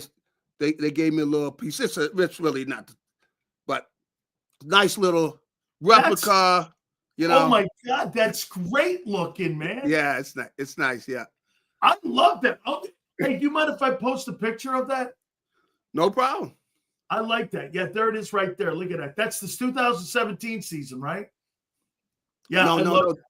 You got it. Or is it this year? It's really this year's. Okay, good. I love it. Yeah. That's great. Nice little thing there for the Birds. See if they can do it again. Get another one of them bad puppies. Dog. Thank you so much for everything. I love it, man. I can't wait to see what this. Hey, get this 8 days from today. I know. Your Lions started today, and the Chargers went to camp over the weekend. Now, see, I didn't know that. I've heard you guys say that, man. The Lions just starting today, man. And with all the people I know over there in Detroit, they're talking, man. They're talking. We're gonna do it. I said, They want Philly, don't they? That's right. That's what they want. They said they wanted Philly last year, and of course they didn't beat Washington, but they say they want the Eagles this year. They said that they think they belong, that they should be taking the trip. We'll see. We'll see. Buccaneers too saying the same shit. They want the Eagles, man. Everybody's gonna be front and center with those. That's right. Everybody get that chance. Oh, that's what Michael Jordan used to say. Were you about to get your chance? Hey, man. Hey, Gary, thank you so much, brother. I appreciate it. We'll see you next week, man. All right. Have a good one. Fox 29's Gary Cobb. Eagles pretty cool, man. That's good stuff. Absolutely great stuff there. All right. We got to take a timeout. We haven't taken one yet. Our great friends at Morgan & Morgan, the #1 injury law firm in all of America. Why? They win. W-I-N. I was talking to John over the weekend. He was talking to me about family and nothing to do with business. We were just talking family, how he built the company and how that's the #1 motto that they have when it comes to Morgan & Morgan. That's why he's got all of his kids. Look at Joe Kraus. Joe's got all of his family involved in his business, right? Same thing with Morgan & Morgan. They got their entire family involved in the operation because it's family run. When it's family run, it means more, in my opinion. Thousands of attorneys from coast to coast, they all understand that motto. And here's the #1 most important thing. If you're ever injured, they don't get paid unless you win. It's as simple as that. Go to forthepeople.com/big sales or pound law 529. That's forthepeople.com/big sales or pound law 529. And do me a favor, you tell them Big Sil sent you. This is Eric. When he got injured in a car accident, he called Morgan & Morgan.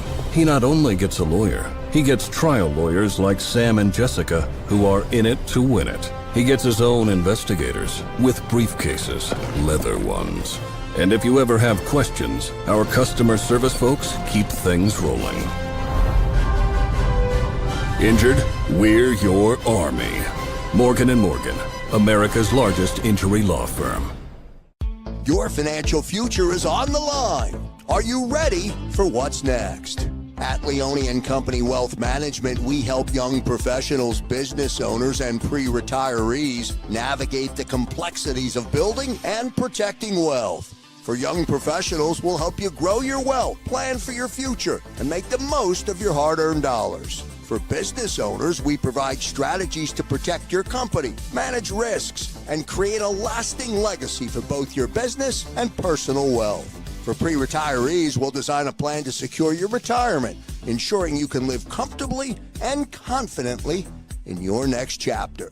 Whether you're just starting out, managing a thriving business, or preparing for retirement, we're here to help you take control of your financial future. The first consultation is on us. Get the advice you need without the cost. Let's make your financial vision a reality. Take the next step. Scan the QR code to schedule your free consultation today. And of course, go Birds.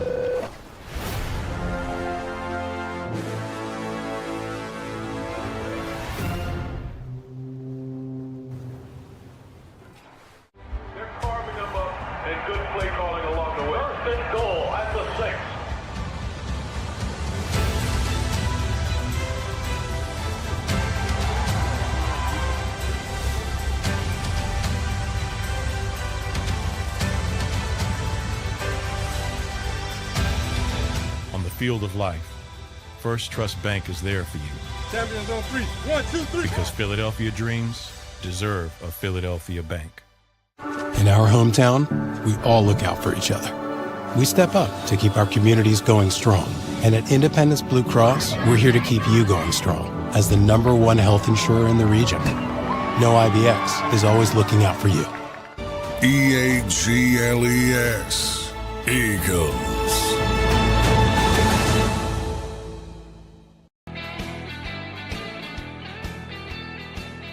Big Shell's National Football Show. Hit that like button, my friends. It's all good. So wait a minute here. I just got an email from ESPN. Hang on here. Where is this bad puppy? Here it is here. So ESPN having the ESPYs, I believe, on the 16th. 2 days away. Disney. Yeah.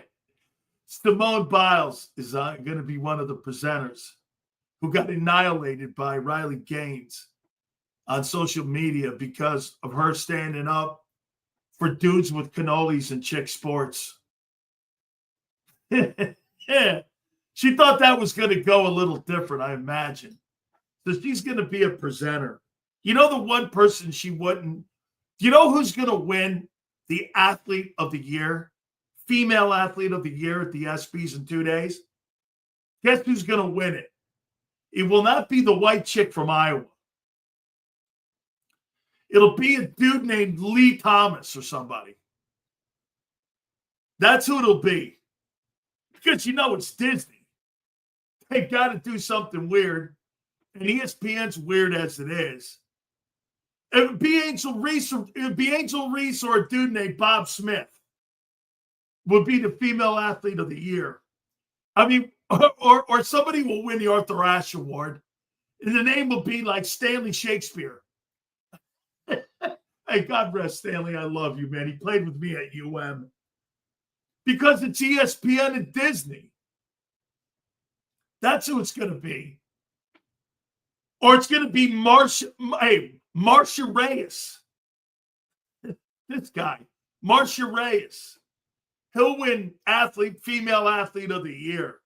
Hey, M. Reyes, I know you take Midol at night. Someone told me. Don't worry about it. I know a lot of men who do that now. They happen to play at UPenn.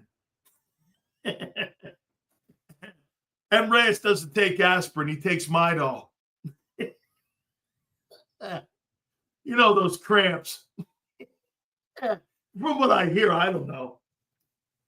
It's okay, man. It's the most disgusting show going. Seriously, I get popcorn and I sit and watch and it's hilarious how everything my wife tells me not to do on the air. Don't talk politics. Nobody cares. They barely care about your sports takes. Make sure you're not going to offend anybody. Well, that's kind of hard. Both my wife and my kid both say the most obnoxious person they know is me. Wait a minute. Or was that the biggest son of a bitch she's ever met is me? It's one of those. I can't remember. It's one or the other. Hey, honey, what's the biggest son of a bitch you've ever met? You? Me? What? What do I know? Then again, that's what you get being together 40 years. Okay. Hey, that's just where it is now. But she's right. Those shows, man, shows should not really offend in that aspect of religion or when it comes to politics, because you know why? What you guys said earlier. It's about entertaining. ESPN has forgotten with the E stands and ESPN. Entertainment. Being entertaining. Giving you sports, entertaining-wise. They forgot that. They have identity politics. What did they call Jalen Hurts? He was a credit to his race, being one of the African-American quarterbacks to have gone on to win a Super Bowl MVP and a Super Bowl. Jeez. I mean, really? Nobody's denying that. Nobody's denying it. But for an entertainment sports network to keep accentuating that and then downplaying, did you see what they did on NBA 2K? They put Angel Reese on the cover, and she's not really that good.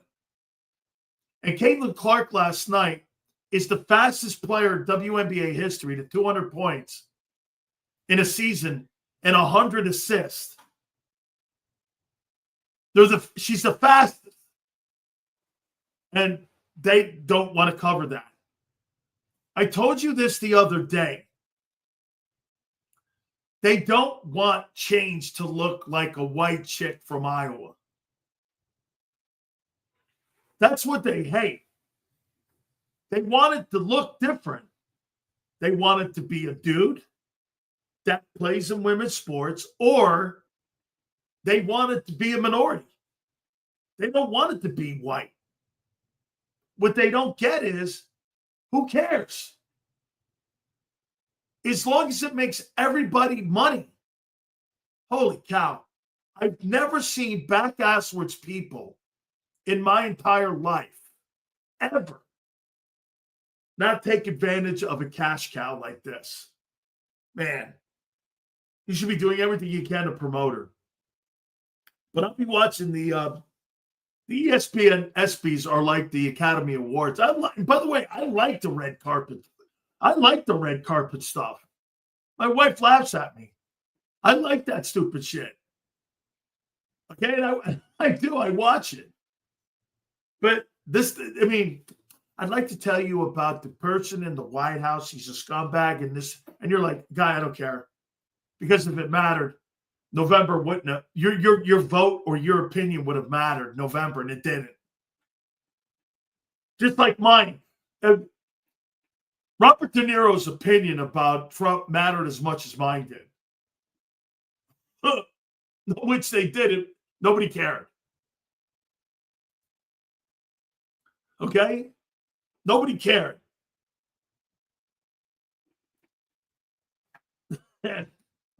This is Jack. Thank you. Still speaks the inconvenient truth. No one else will. That's why I love the dude. Yeah, my wife would tell you this, and my aunt would too. Hey, how do you like working on Monday? Hey, I've been right so many times. I've been fired just to tell you this. Hey, seriously, you want to hear a Kim Sileo line? Here's a famous Kim Sileo line. Hey, well, I was right about LeBron James wanting out of Miami, and I was right about Al Golden sucking out loud at the University of Miami. I got fired Friday. My wife goes, congratulations on being right. Oh, well, yeah. Okay. Sure. Hey, congratulations. I'm right? Yeah. Great. Make sure you get down to the unemployment line by 6. Because it's going to be long. You think DMV's long. Congratulations to you. Okay? Hey, Twizwa. It's just shit you don't like to hear, Junior. Let's see about your QB. You guys don't like to hear that conversation, do you? The guy's a good player. He's not better than them other guys. He's just in a really great situation. Kudos to Jalen. So, don't hate the kid for it. I don't. You think I do. I don't. But then don't turn around and go like this. Well, this guy sucks because he hasn't won in the postseason. You mean that organization hasn't won in the postseason? Yeah, right. Get this. He'll reinvent the position. Highly unlikely. Not with 48 sacks and 18 touchdowns? This guy says that Hurts is going to reinvent the quarterback position, having thrown for 2903 and 18 TDs. All right. Oh, yeah. Maybe. Yeah. I'm sure he will. Isn't it funny? Jalen threw for the least amount of yards and they won the Super Bowl. Gee, I wonder what that meant. I don't know. Not hating the kid. Dog hearts. Hey, look at that. Look again. Here's the list. I love this list. Here, let's do by pure talent here. Mahomes better. Allen better. Burrow better. Lamar better. Jaden better. Stafford better but old. Herbert better. Goff better player from the pocket. Mayfield better. Actually, Hurts could be 10th on this list. Now, add taking advantage of the people around him and winning with the people in his room. Hurts is really good. Dude, when you're in the top 10 of the 32 most coveted positions in all of sports, it's not a bad thing. Scottie Pippen. Here's a good one. Scottie Pippen is the greatest Batman or Robin, they say, of all time. He's got 6 NBA championships, numerous first-team All-NBAs, and he's one of the greatest players of all time. What's wrong with being Scottie Pippen? Nothing. Absolutely nothing. Nothing wrong with being Pippen. 6 NBA titles. How many titles does Charles Barkley have? Well, Barkley's a better player. No shit. Who's got the championships? Scottie Pippen. I don't know. But get this. Just as I tell M. Reyes this, there's bus drivers and there's guys who sit in the back of the bus. The boy sits in the back of the bus. He don't sit at the front of the bus. That guy's name is Saquon Barkley. He sits at the front of the bus. Okay? Pippen was awesome. Robin syndrome. Scottie Pippen was a great ball player, man. Absolutely was a great ball player. Absolutely, man. So here, talent-wise, that list is pretty true. A guy will never be in that like John McMullen said today. Hurts will never be in that conversation with Burrow or Allen or any of them guys ever. Just like, look, Dan Marino is the greatest player maybe of that position's history. Nobody's going to ever confuse that. Nobody. Here, Dak. I see the Cowboy guy in here. Here, look. The year the Eagles beat Dak, they barely won 28-23 when he stepped out. When he went home, the game was 33-13. Enough said. Texas boy, I'll tell you what Dak does better than Jalen Hurts. Okay? I'll tell you what he does better. He's a better passer. He's better in the pocket than Jalen. He's just better in the pocket. He absolutely is. But what I think he does, I think he has to carry the team so much and do so much, he's limited. And the Cowboys don't know his limitations. And they don't help his limitations. How could you not have a running back that's worth the shit in Dallas to help him? The Eagles do that. Every time I hear people tell me that Hurts throws a great deep ball. So what? Deep ball quarterbacks in the NFL don't win Super Bowls. Smart quarterbacks and check down guys do. Those are the ones that win. Nobody cares about deep passes. Brady was the check down god, and he won 7 of them. The year he had a deep passing game, they lost. Okay?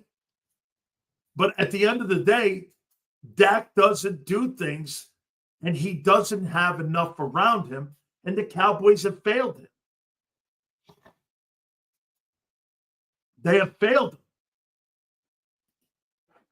Says Pippen guarded people, so Jordan did. That's correct. That's a great take.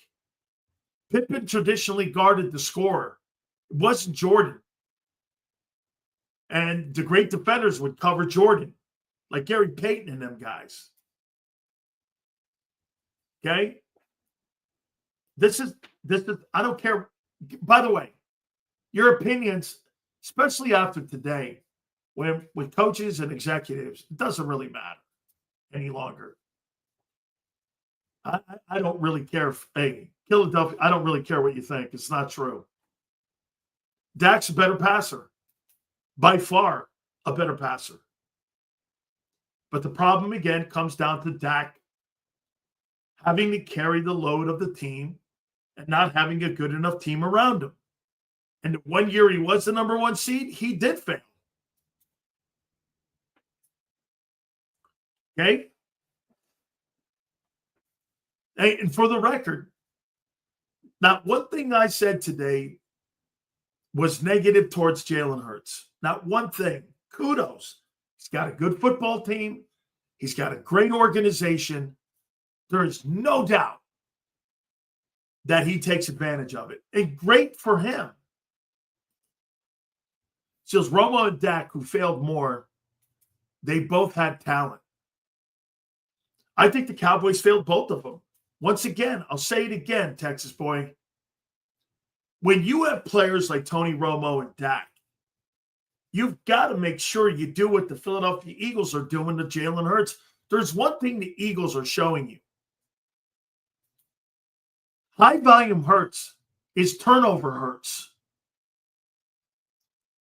When he has high volume, he turns the ball over. Do you remember going in after that fourth game last year at the beginning of the year and prior, he had 23 turnovers in like 26 ball games. Now, what was it? 23 games, he had 26 turnovers. That's what it was. What did they do? They took the ball out of his hands. He's better with low volume passing. Okay? He's better with low volume. Last year, again, I mean, 361 attempts is ridiculous in today's NFL. But they won because they played to his weaknesses, throwing the ball. And they won dominant style. They got to do that in Dallas if they want to win. They got to run the ball more, not throw it more. Of all things, too, I would say this, Texas boy. Instead of getting George Pickens, they should have got a high-powered running back. That's what they need. They needed a high-power running back. George Pickens is going to feed more to the failure of the Cowboys. George Pickens will lead more to the failure of the Cowboys and them not winning more games. And the Eagles will win more games because they have the formula of running the football. That's what they do better. Okay?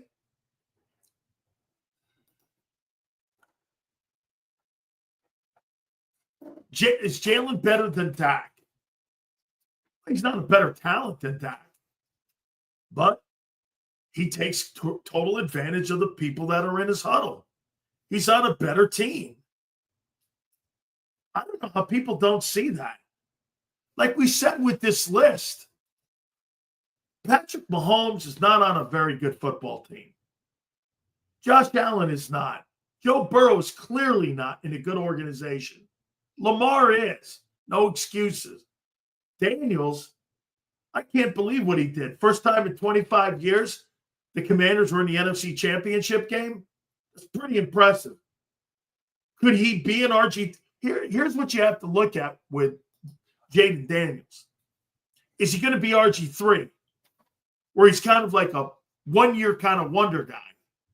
Is he going to be something like that? Okay? Cowboy fans care more about Dak than the team as a whole. Professor, the Eagles care more about the team than they do Hurts as a whole. You're dead on. That's a total great take. That is a total great take. Look at this guy. Dude, you're goofy. Dak had Zeke and Amari Cooper and CD. Hang on for a minute.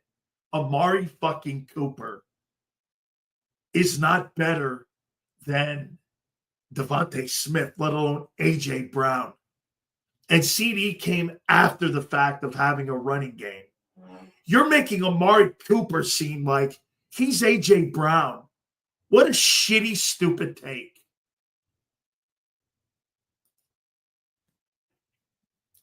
I mean, that's you're making Amari Cooper in his prime versus A.J. Brown in his prime. Get a reality check, guy. Why do you and people forget when he took over a shitty receiver and bad team and still made nobody. It wasn't. Get this. What happened? They were an average team. Here, let's take a look at Amari Cooper. Okay? Let's take a look at this.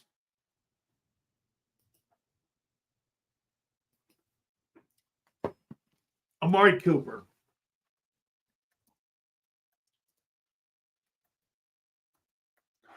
By the way, the Tampa Bay Rays have just been sold. Let's see here. Amari Cooper. Let's go down the list of Amari Cooper. What he's done as an NFL guy in his career. So let's see how great he is compared to A.J. Brown. Okay. So this guy in Dallas had 1,100 yards, 1,100 yards, 800 yards, and 700 yards. Shit, this guy's not better than Devontae Smith, and that's their one. His prime was 1,100 yards. You're making this guy sound like he's some sort of fucking amazing player. Steals more credit by percentage. Mahomes or Reed? 65% Mahomes. Amari Cooper was great. Really? When? He barely had better stats than Devontae. You're making Amari Cooper out to be A.J. Brown or Justin Jefferson. You know what? I love how you guys do that. You're making Dak like, hey, I get CD, but you're making Amari Cooper seem like he was the best receiver in the league, and he wasn't. He was far from it. Dude, he was Adam Thielen, or he was somebody like lesser. You're making him seem like he was Cooper Kupp. Cooper Kupp. Yeah. I like Dak, but more people make excuses for him. The more I'm starting not to like. Hey, like I said, the Cowboys didn't do him a solid, man. They never really built the team to his weaknesses. Okay?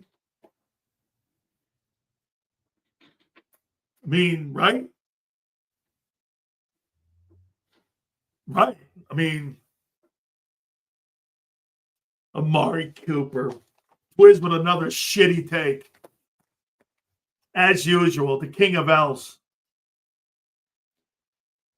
I mean, yeah. Amari Cooper. Hunter Renfrow is what he is. Is this Mark or Big Sills? Come on, Big Sills, making excuses for Dak. No, this is what I said. Fit my brother. Dak can't throw the ball in playoff like Lamar can. They've got to run the ball more. Because in those tight games, they've got to run it. The organization again. Dude, I'll say it again. And I completely disagree with 500 on this. Okay? These quarterbacks that are ranked ahead of him. Nobody in a million years is going to ever say this about Jalen Hurts. He doesn't belong in the top 10. And I'll make this point to him once again. Billy 500, you're right. He's got great players around him. No way should Jalen Hurts be penalized. Well, don't fucking penalize the Bengals for being the worst organization in football and Burrow not winning in the playoffs because the organization blows. Totally. Absolutely. Just like Hurts bombed. What do we count? 4 games of his 9 games were pretty good. The rest of them were not that great. Of his playoff games, where he was the caboose. Like I said, Dak had prime Zeke. Okay. They didn't get it done. No doubt. But they failed by keeping that train going like the Eagles do. How in the world can you not say this about Jalen? Jalen is not better than these guys. He's not better than Mahomes or Allen or Burrow or Jackson. He's not better than those guys. He'll never be better. He's on a better team in a better situation. It's not a rip. They're in better organizations. I made this point to you about the coaches that have gone through the organization. Here. Look at these coaches that have gone through. By the way, like I said about Dak, Cowboys failed them. Look what they got now. That team will not win 6 games. The Cowboys will not win 6 games this year. They will not. They are not going to win 6 ball games. Here, since 2000, here's the organization and their hiring practices by having good coaches in Philly. And every one of these guys, I brought it up earlier, have been head coaches in the league. Shane Steichen, Jonathan Gannon, Kellen Moore, Sean McDermott, Frank Reich, Ron Rivera, John Harbaugh, Todd Bowles, Doug Peterson, Brad Childress, David Culley, Pat Shurmur, Leslie Frazier, Steve Spagnuolo. What does that tell you? Since 2000, the organization makes sure that they hire proper guys, that they have great coaching. They've had multiple coaches win Super Bowls. They've had multiple coaches take teams to Super Bowls, which means what? They know what they're doing in building an organization. Okay? Stop it, Seals. You're going to make Texas boy. The Cowboys are not a good organization. Who told you that? The Dallas Cowboys are not a good organization. Why? They fail on hiring a head coach. They fail on hiring proper assistants. And they overvaluate their talent. CeeDee Lamb and Micah Parsons and Dak Prescott are overevaluated and overpaid. You know why Dak's not on that list? Because the Cowboys don't have a good football team around him. That's why he's not on that list. Dak cannot carry a team like Allen or Burrow, those guys. Correct me if I'm wrong. The worst organization in all of pro football is in Cincinnati. They don't spend any money. Get this. They fail at getting a winning quarterback. That's not the case. That's not true. They fail because they don't build a team around him. Jalen Hurts has the best talented football team around him. That's not a rip. Joe Burrow doesn't. Allen doesn't. Mahomes doesn't. It's not the quarterback's fault. It's the organization's fault. He's got the best team in football with the best organization in football. Not a rip. You can't use that same metric to rip the other quarterbacks. Well, winning has to matter. Okay. Winning has to matter. That's an organizational thing, not a quarterback stat. Winning is not a quarterback stat. Winning is an organizational thing. And somebody correct me. They won the Super Bowl because they added Barkley, not the 18 touchdown passes. Burrow is good, though. I get the Burrow argument. Dak, no way. No. Listen, Dak's window's gone. You're right on. Dak's window's gone. 10 years. I've had it too. Philly. I've had it with that too. I completely agree. If Dak's going to win a Super Bowl, he's got to leave Dallas before it is too late. The Dallas Cowboys, as long as Jerry Jones owns the team, will never win a Super Bowl. As long as he's running that, the ghost of Jimmy Johnson will always be front and center. He was never the football man that Jimmy was. And that aggravates Jerry Jones to his last breath. Remember something. Philly, I'll give you a history lesson here. Let me give you the year. Jimmy Johnson, Orlando owners meetings. Orlando owners meetings.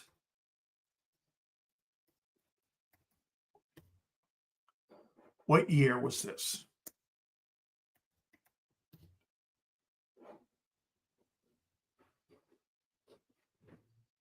Okay, here it is.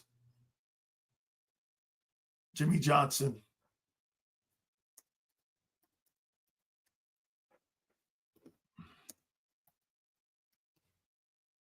Okay, here it is. Philly. In 1994,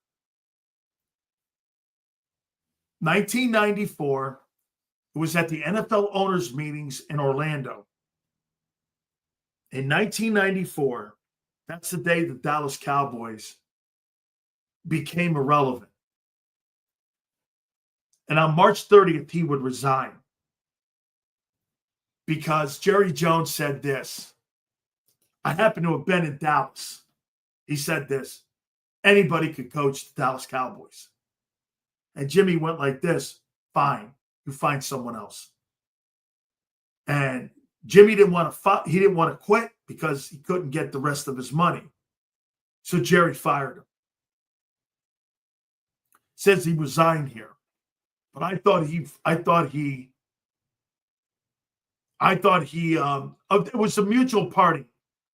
That's right. Johnson's resignation caps a tumultuous week that began on March 22nd. That's right. It was March 22nd, 1994.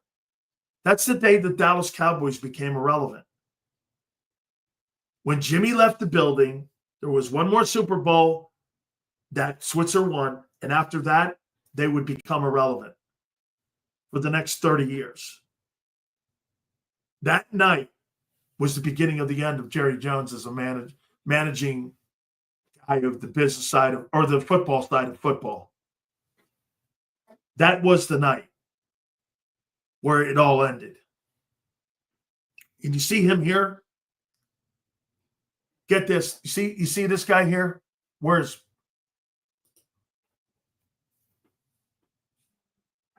who? Donovan what? Is going to do what? Bro, you'll win 6 games this year. Yeah, he's right. Dude, Jalen Hurts is not winning in Dallas. I don't know if Patrick Mahomes is. They're just not winning there. This guy, Texas guy, can tell you all you want. Mark Holmes can tell you all they want. They can put all their postings up. You're not winning. You're not winning a division. You're not. Like, who is that guy? Texas guy's putting names up of people that are completely irrelevant to the Cowboys. Dak's overrated. CD's overrated. Parsons is overrated. Watch this. The Philly 500's point. Watch this. The Philly 500. Bro.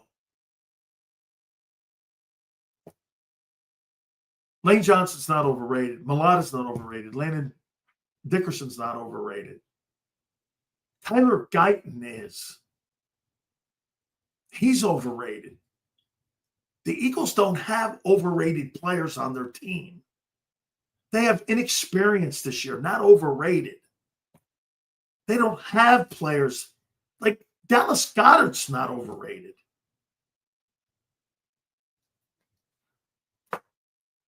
You have overrated players.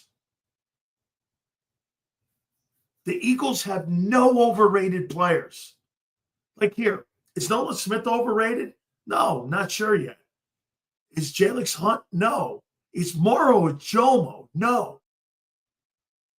There's no overrated. Is Mozzie Smith? Yes. Is Tyler Guyton? Yes. Are the two DBs? Yes. Bro, you got it. Diggs is overrated. Absolutely.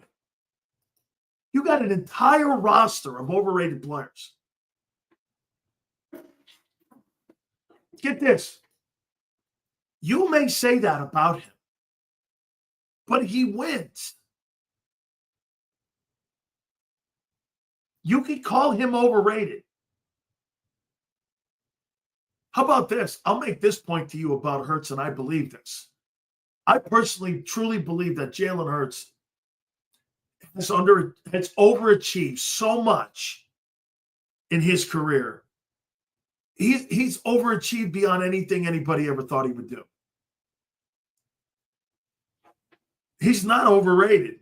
How can a guy with 2 Super Bowl appearances, 4 playoff appearances in a row as a starter, and how can that be overrated? Even I can't say that. That's not true, man. You know what overrated is? $60 million a year is overrated. That's overrated.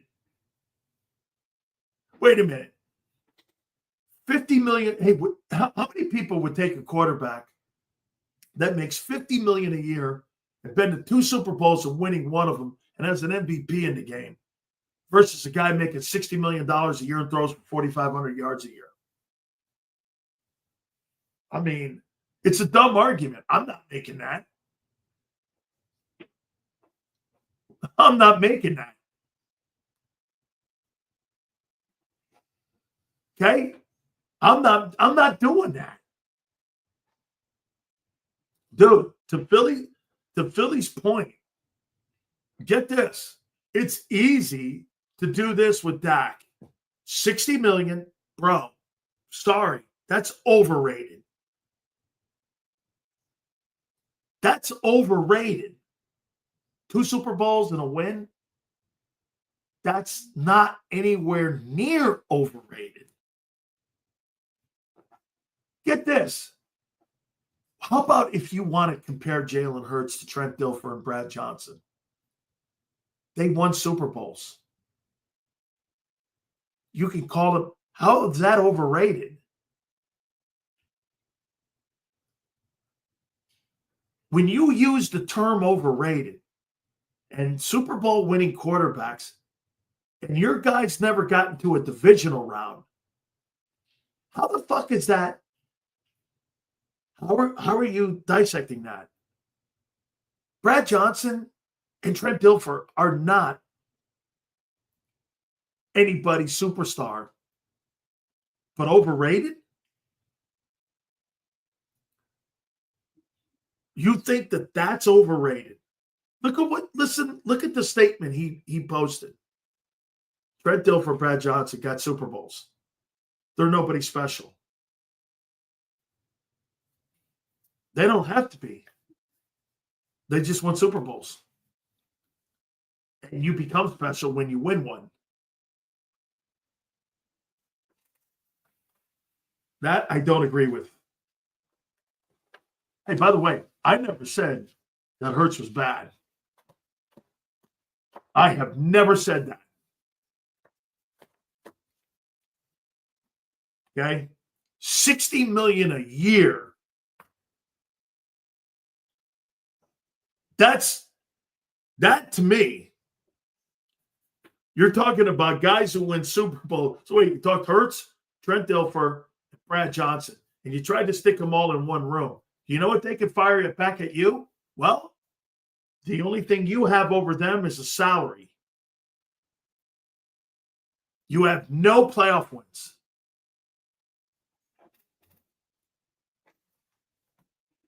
Get this. Are they in the Hall of Fame? Yes or no? Who gives a shit? Is it about being a Hall of Famer? Or is it about leading your team to wins?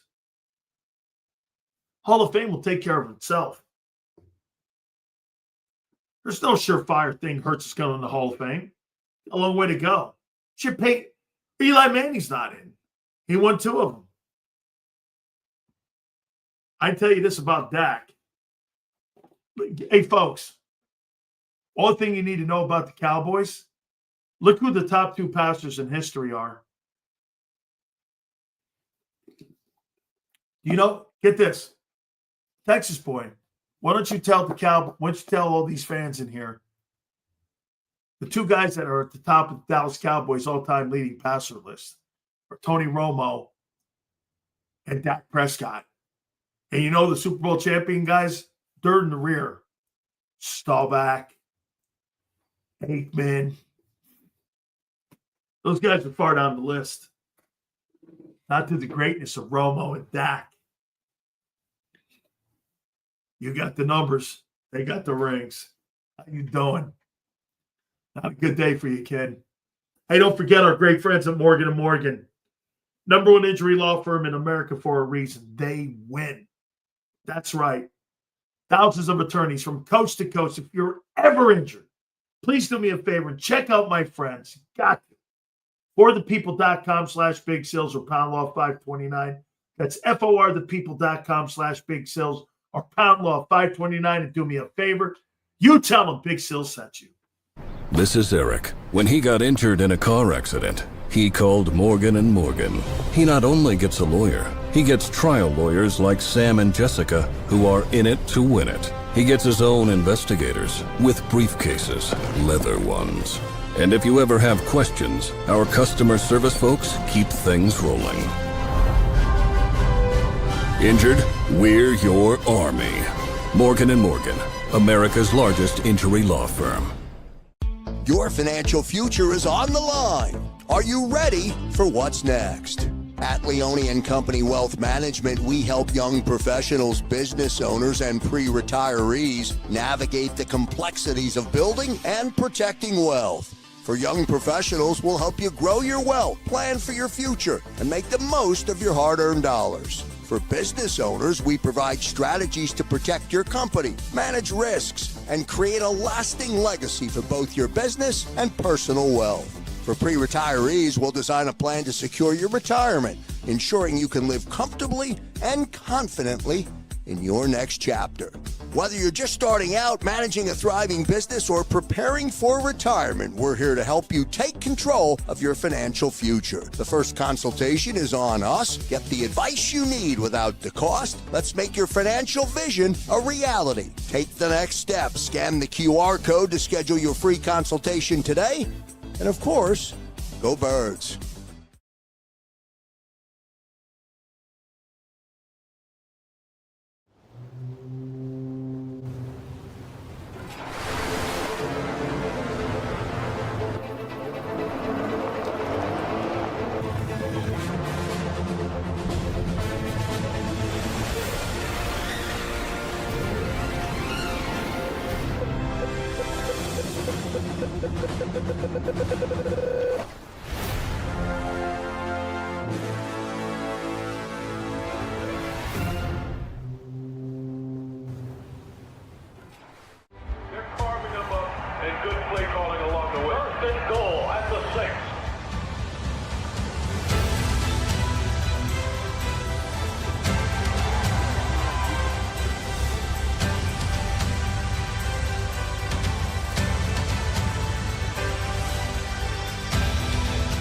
Field of life, First Trust Bank is there for you. Champions on 3. 1, 2, 3. Because Philadelphia dreams deserve a Philadelphia bank. In our hometown, we all look out for each other. We step up to keep our communities going strong. And at Independence Blue Cross, we're here to keep you going strong as the #1 health insurer in the region. No IBX is always looking out for you. EAGLES. Eagles.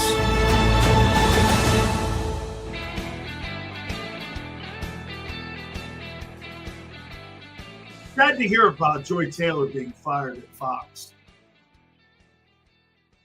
I am. And we'll get her on and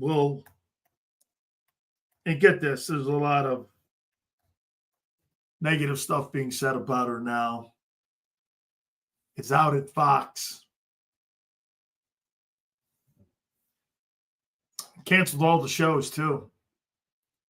They canceled the entire show, Speak for Yourself. That show wasn't really the same. since Marcellus Wiley and Jason Whitlock got knocked off that show anyway. So anyway, tomorrow will be a week out from the start of training camp. So, I mean, we're right here, folks. I can't thank you enough. Please hit the like button on the way out. Thank you again for coming aboard. We're looking forward to all of you this football season. 2 to 6 tomorrow, and we'll see you on the flip side.